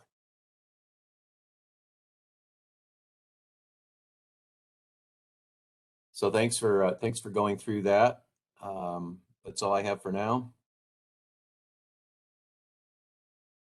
All right, thank you. I think at this point, I'm going to be turning it back over to Chris. Thank you. And Fred, thanks for that feedback and guidance. We appreciate it. We're now just going to turn to outlining sort of what, if we looked at the building blocks of what the ramp report will look like, and then what the building blocks of an individual ramp chapter would look like. So this slide is just the title slide. It's called Preliminary Outline of Ramp Report. And can we now move to the next slide? This slide is, again, this is a detail slide, but with the same title, Preliminary Format of SCE's 2022 Ramp Report. And before we jump to the risk chapters in the ramp report, we will first intend to have an overview chapter, just as we did in 2018. We will have a chapter that explains the risk model and the RSE methodology so that we can take readers step by step through that before they get to the ramp risk chapters. And then we'll meet the requirements to include discussion of safety culture, organizational structure, executive and utility board level of engagement, and our compensation policies related to safety. We will then, the ramp report will have the individual ramp risk chapters, followed by the appendices to the ramp report, and then we will also be submitting work papers. If we could please go to the next slide. Now we'll break it down to an individual chapter and what we preliminarily expect readers to see. And this slide is titled Preliminary Format of SCE's 2020 Ramp Risk Chapters, and that should actually be 2022 Ramp Risk Chapters. First, we will have an executive summary in the chapter with a risk overview, risk definition and scope, and summary results. And Fred, this may be the place where we include that additional material that you were suggesting. We will then have a section that really goes through our risk assessment. What's the background of the risk? A display and explanation of the risk bow tie diagram, an explanation of the drivers, the outcomes, an explanation and discussion of our tranching, how we tranched and why, and then any other related factors. We will also then discuss controls. We will then get to the heart of discussing our mitigations. We will explain treatment of foundational programs, and then we will have our proposed mitigation plan. It may be a mitigation or a suite of mitigations.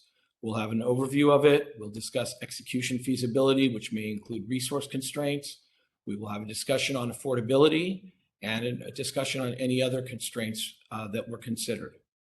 And then we will be providing, per the requirements, a good look at 2 reasonable alternative risk mitigation plans with similar subsections as we did for our proposed plan. And we'll, of course, be explaining why did we choose the proposed plan over the alternative plans. We will then have a discussion as applicable about lessons learned, our data collection, and a discussion as applicable on performance metrics.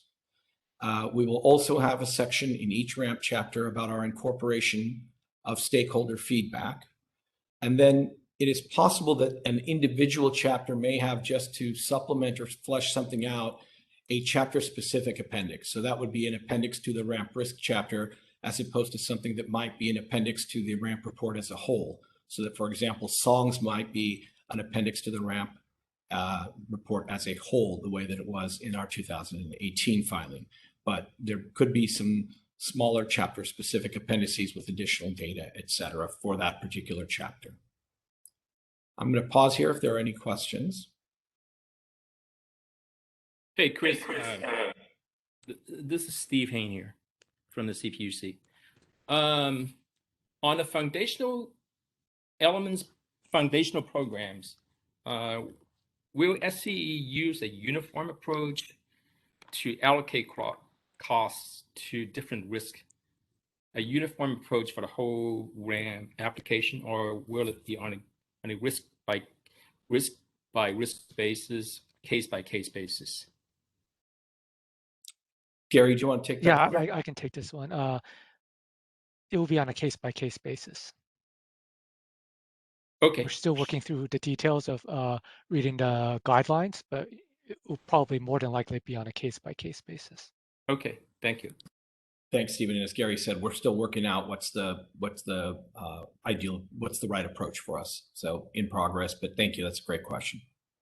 Can you also, second question is, can you also shed some light on what would you say on item H with respect to performance metrics?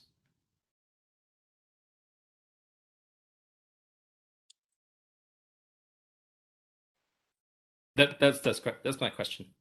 Okay. Gary, do you want to take that? I think maybe Dan would take that. Yeah, Dan can do that one. Yeah, we're gonna ask Dan Kamla of our regulatory shop to respond to that question. If we could just have Dan allowed to speak here. Sure. Hi, this is Dan Colma. So similar to our 2018 ramp where we discussed some like key performance indicators or other metrics that could be potentially used to help track progress of that risk reduction or mitigation effectiveness. It would be a general discussion of those types of matters as well. Okay, thank you. I've got hands raised from Tom and Chris. I'll go with Tom next. Thank you.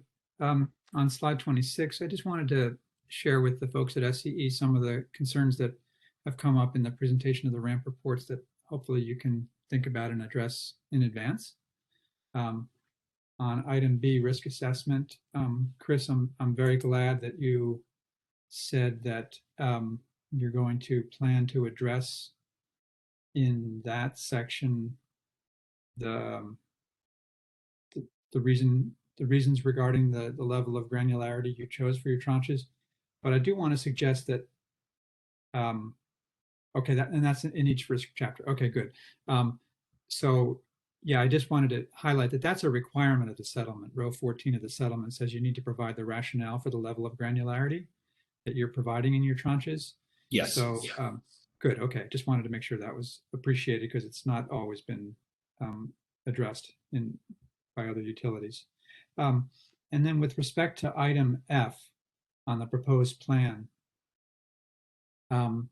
it's not explicit here, but I hope that you will be addressing how the proposed plan, and particularly with respect to individual mitigations or even perhaps some of the controls, how the proposal you're making relates to the tranche specific RSEs that you have determined through your risk analysis in determining the scope of the program. I think that's implicit in row 26 of the settlement, which paraphrase, the utility will clearly and transparently explain its rationale for selecting mitigations for each risk and for its selection of its overall portfolio of mitigations. It says the utility is not bound to select its mitigation strategy based solely on RSE ranking, which implicitly means that RSEs should be discussed in your explanation of how you came to your proposed scope for mitigations and some of the controls, if to the extent you have discretion over them. Otherwise, why are we doing this endeavor? I mean, the RSEs should be you should explain how they relate to your decision-making process. Let me pause there. Yeah, Tom, in our 2018 ramp, we did discuss how the RSEs, that was part of the discussion of why did we choose the proposed over the alternative. And I would imagine that wherever feasible and applicable, we will do the same thing. And we will, of course, be following the provisions of the SMAP settlement agreement. Okay, that sounds good. Thank you. And then one last comment again with respect to item F. It would be helpful, I haven't seen this necessarily in the other two reports consistently, when you're talking about a mitigation program, and particularly one that's sort of mid-course, and for you, an example might be covered conductor. You're going to be well along in your covered conductor program by the time your next GRC period starts. And so it would be good to sort of have a little discussion of this is the whole exposure we're talking about in your HFTD areas or your other high risk areas. Numbers that show the full amount of exposure, how far along you're addressing that exposure, and how you chose how much to address in this upcoming period, in light of how, you know, how much work you've done and what you've accomplished to date, because presumably you will have already addressed your highest risk assets. So you're moving down the curve, so to speak. And so if you could talk about that, that would be good, and not just sort of say, here's what we're doing, but in relation to put it in context.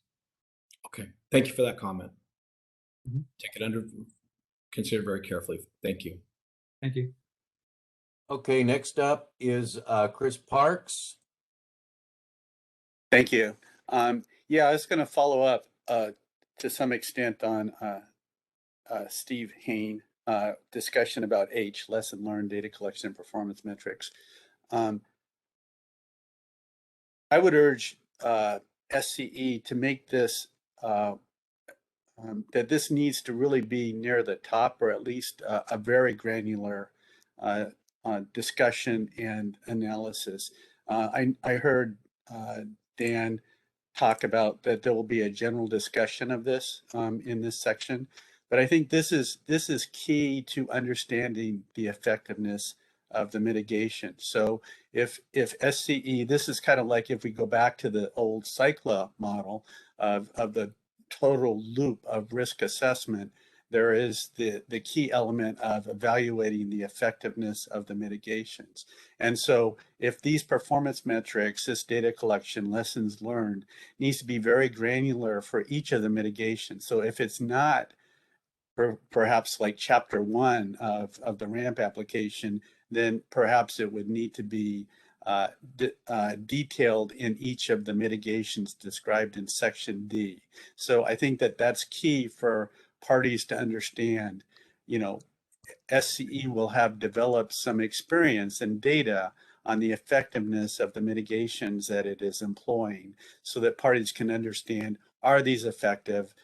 How are they actually turning out? I mean, there's the analysis in developing those mitigations, but what is really important is understanding, well, given those implementations to date, how effective are those? Are they achieving the risk reductions that SCE has envisioned?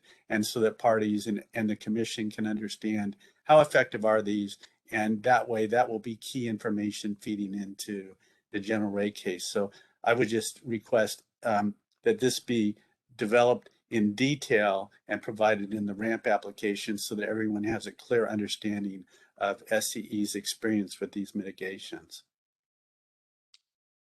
Thank you for your comment. I think Dan Kamla on our team is going to address or respond to it.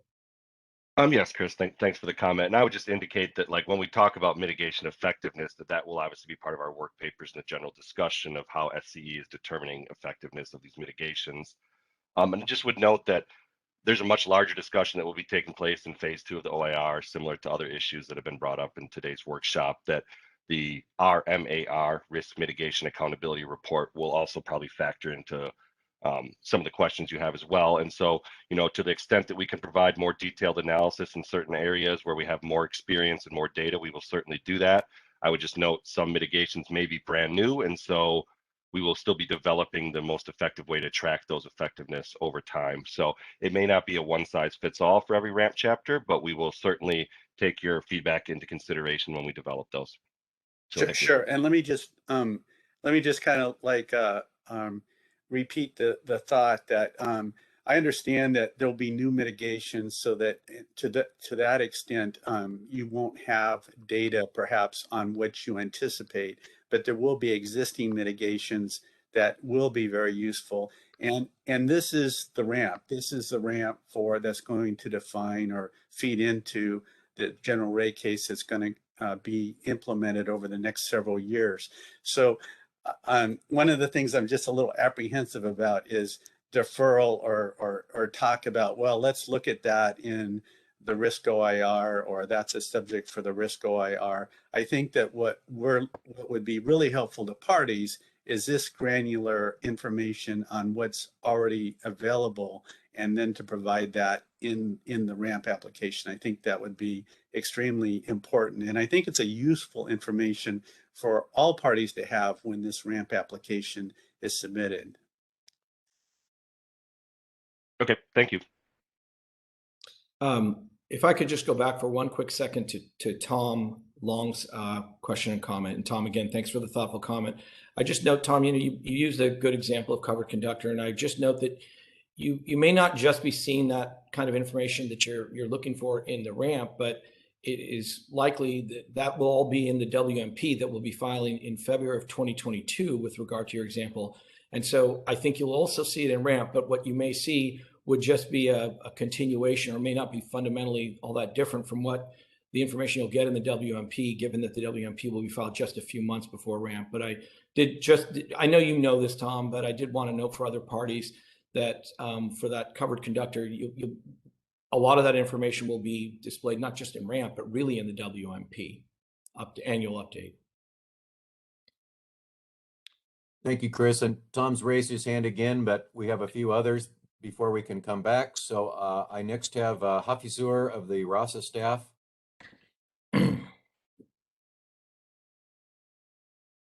I have a question as I'm looking in different chapter on this particular slide.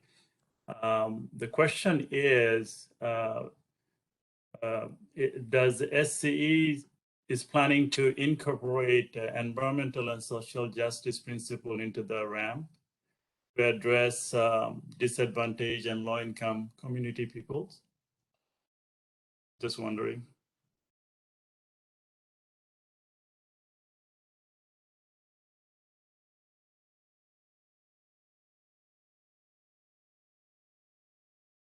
Mute. Sorry about that. I was on mute. Where appropriate, we certainly intend to do so. I'm going to ask if Dan, do you want to add anything to that particular question, or do you want to respond to that? I'm sure. So yeah, appreciate the question, and we're still figuring out how to incorporate kind of those ESG principles into the ramp process. Once again, this may not be a one size fits all. There are certain risks that may be more amenable to those types of things, such as wildfire and PSPS, having certain customer groups such as access and functional needs. However, there's certain risks such as like employee and contractor safety, which are really focused on SCE employees and contractors and don't necessarily have that direct or even maybe not even an indirect linkage to ESG communities. So we're still working through that. We appreciate the question, and we'll definitely be addressing it in our upcoming ramp.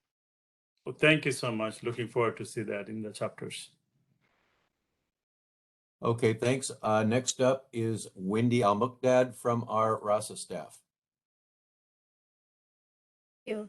I'm wondering about your covered conductor risk, in particular for the wildfire. Excuse me.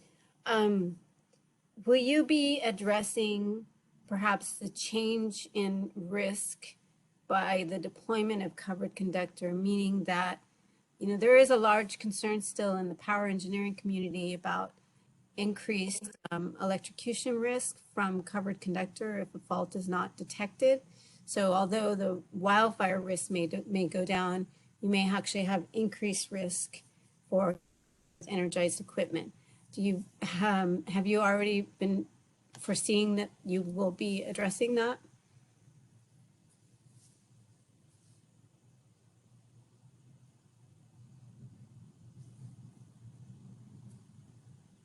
Chris, you may still be muted.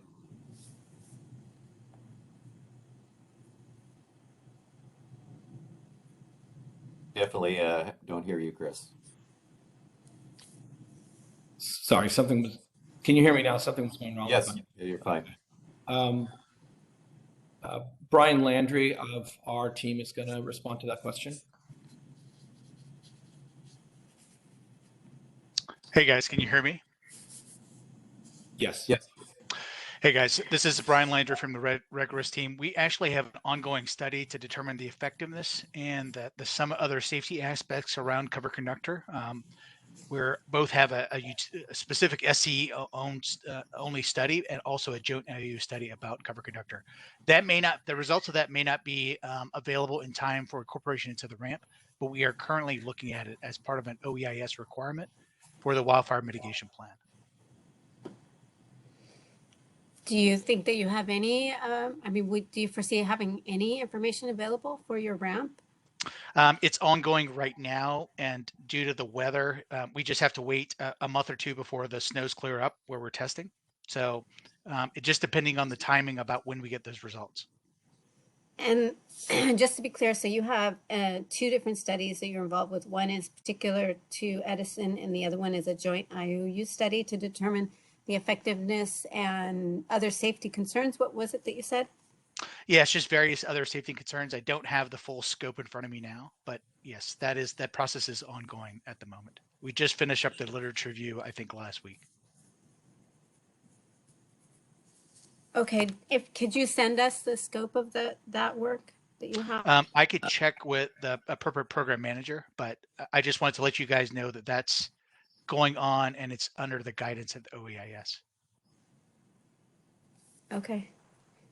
Yeah, hi, this is Fred. I would point out that there's always an opportunity between the ramp and the GRC filing to adjust RSEs, for example, if new information becomes available. Certainly there's expectation that you would adjust the costs because we know that the costs projected in ramp are estimates and wouldn't necessarily be as accurate as what you file in your GRC. So this sounds like an opportunity to perhaps incorporate the results of that study in modifying your GRC.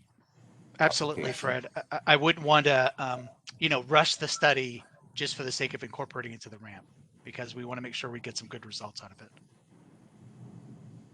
Great, thank you. I again have Tom is next up with his hand up, so let's go with Tom. Tom, you're on.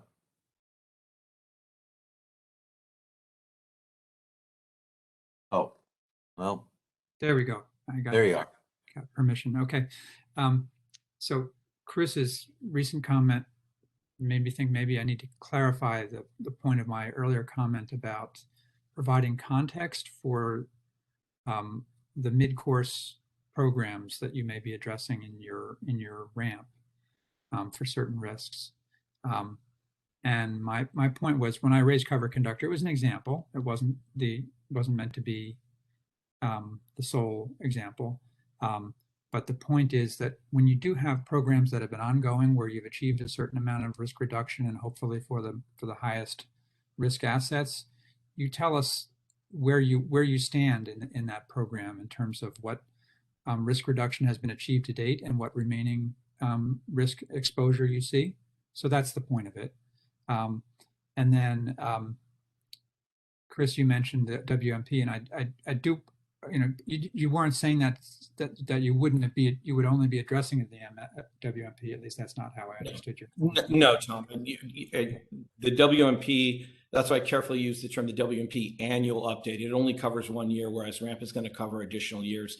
So ramp, we will be covering it for the ramp period. I just use that as an example of some of that information for the most recent year, like what's been achieved, what's going on currently, would be in the WMP, but will not be limited to that, because the WMP, as you pointed out, that's an annual update process, and the ramp will be covering it for the ramp years. Okay, good. Thank you. Of course. Thank you. Okay, let's see. We still have hands raised. It looks like Wendy had an additional question. So does Chris. Let's see. Wendy says no. Chris is still in. Okay, here we go. Chris Parks from Cal Advocates. Thank you.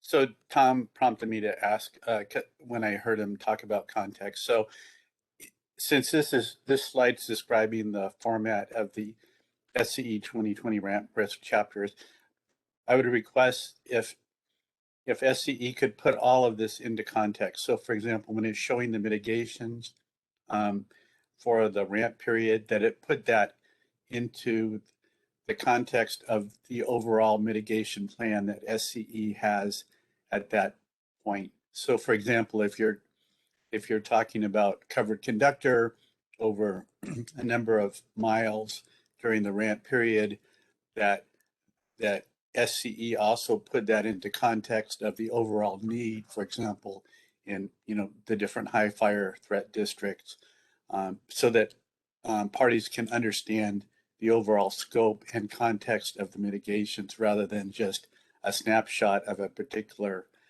plan over the ramp period, but that we understand the big picture. That would be the request. Okay, we've noted your comment. Thank you. Great, thank you. I don't see any more hands raised. I just wanted to throw in a comment of my own, speaking back to the idea of data presentation in the report overall. A helpful item would be to show the result of calculations for each of the 3 attributes that go into the MAVF, so that we can see, you know, the safety attribute score as a component of the MAVF is X, and the reliability attribute score is such, the financial attribute score. That way you can kind of see at a glance what's the relative contribution to the risk score of those elements. And it helps to show whether is this mostly a safety risk? Is it mostly a reliability risk? How did those numbers fall out? That I think would be very helpful, and you may already be planning to present that in your chapters. So I've got some fresh hands raised. It looks like Tom has a fresh question, so I'm going to go with Tom. Thanks. Quickly, first I want to say, Chris and company, I do appreciate you giving us this opportunity to give you some feedback on what we'd like to see in the format. So thank you for that. In terms of, you're going to do tranche-specific RSEs, and that's great. If you could try to make them readily available in an appendix in the chapter or something, so that we don't have to dig through Excel worksheets to find them. And you know, if you have so many tranches that it ends up being too cumbersome amount to present, then you could maybe give us the highest ranking tranches or something, but something that helps us not have to dig into the weeds of the work papers to find those RSE tranches. That would be very helpful. Okay, Tom, this is Chris. Thank you for your comment. We appreciate it. Would it be most helpful, Tom, if you had it as like an appendix that has that is an overall appendix that, so for each of the ramp risks you have in visually easy to see display of the RSEs for each tranche, so that you have one appendix that has all of it? Or would you like to see it in each individual chapter, so you see in like a charter table, the RSEs for each of the tranches in that chapter? Is it easier if we go chapter by chapter on that, or do you want to see it all in one place in terms of this visual format? It sounds like both may be possible, since it's some sort of a cut and paste exercise. I think both would be useful. Okay. Yeah. But all right. Either sound good too. Sound better than what we've seen to date. Not to say that we certainly do want the backup and all the Excel spreadsheets with the full information as well. Yeah. No, I like your idea of both. I think we'll definitely look to it with a view towards just doing both. That makes perfect sense. And I get you on, you know, sometimes it's hard to, just like in the GRC, sometimes it's great to have a table somewhere up front that shows things, because, you know, these things get lengthy. So very thoughtful comment. We appreciate it. Okay. And if I could add one more comment. Sure. I think it may have been the previous slide. I forget which, but slide 25. Appreciate that you, sorry, I'm just finding that slide. Okay. Yeah, you mentioned work papers as your bottom bullet there. And this has been an issue of getting complete work papers when the ramp submission is filed. I would argue, I don't want to be contentious here, but I would argue that that's required, that you're supposed to provide a full submission, and full submission includes the work papers that are necessary to meet the transparency requirements of the settlement, which is row 29, I'm going to say, but yeah, it's 29. So we'd urge you to have the complete work papers ready at the time of the submission. Yeah, Tom, I appreciate that has been a bit of a sticking point between the parties in some of the recent ramp proceedings. And, you know, we're going to make every reasonable effort we possibly can to provide our work papers the day of our submission. And to the extent we have a few strays that would be coming within a week or two of the filing, we would, be looking to submit those as promptly as possible.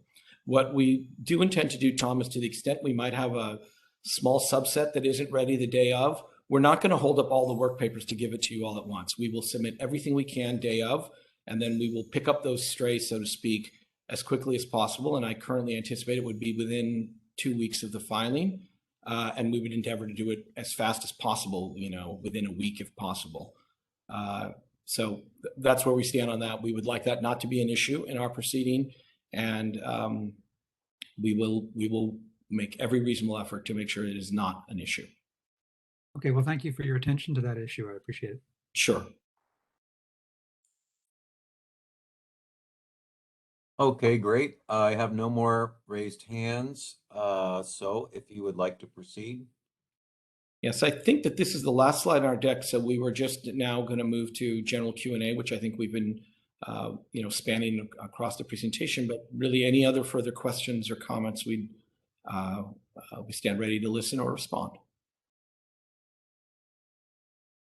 Okay, first hand comes up from Wendy. I will unmute her. Yeah, thank you. Just a follow-up to the covered conductor effectiveness studies. I just want to kind of put it out there that, in my opinion, it's really going to be overlapping wildfire safety and contact with, and electrocution safety or safety from electrocutions, right? So I guess, could you speak to the fact that there is this overlap? You're responding to this request by OEIS, but their focus is wildfire safety, not really electrocution safety. So can you speak to how that's being addressed in your studies? And are you adequately really looking at non-wildfire safety issues? And I just feel like we kind of need to be more aware of it here in the Safety Policy Division and too.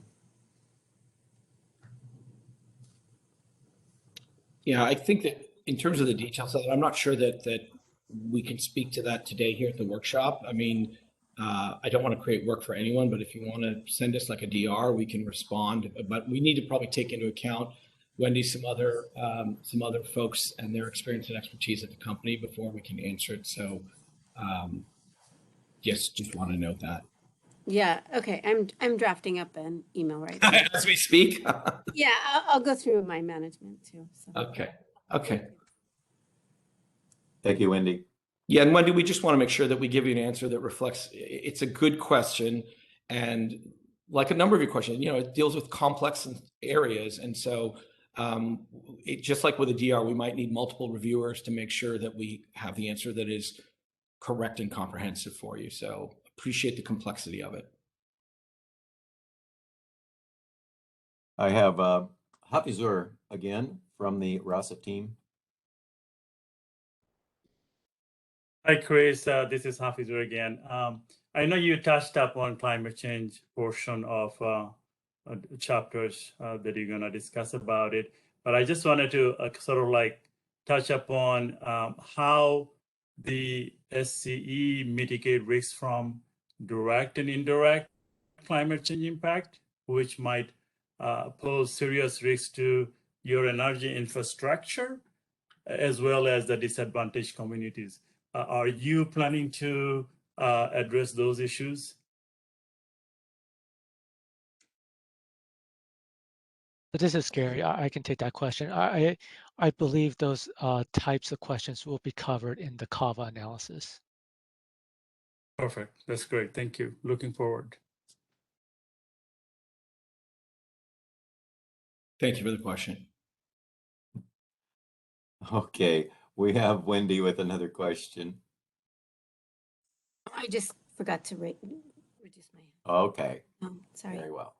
Okay. All right. We'll wait a moment to see if some other questions come up. I don't have anyone raising their hand at the moment.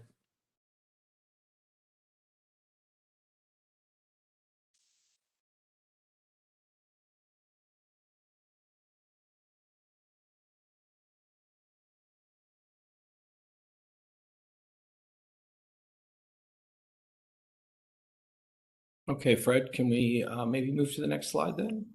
Well, yeah, sure. But just Okay. ready to wrap up, I imagine. Go ahead. Yeah.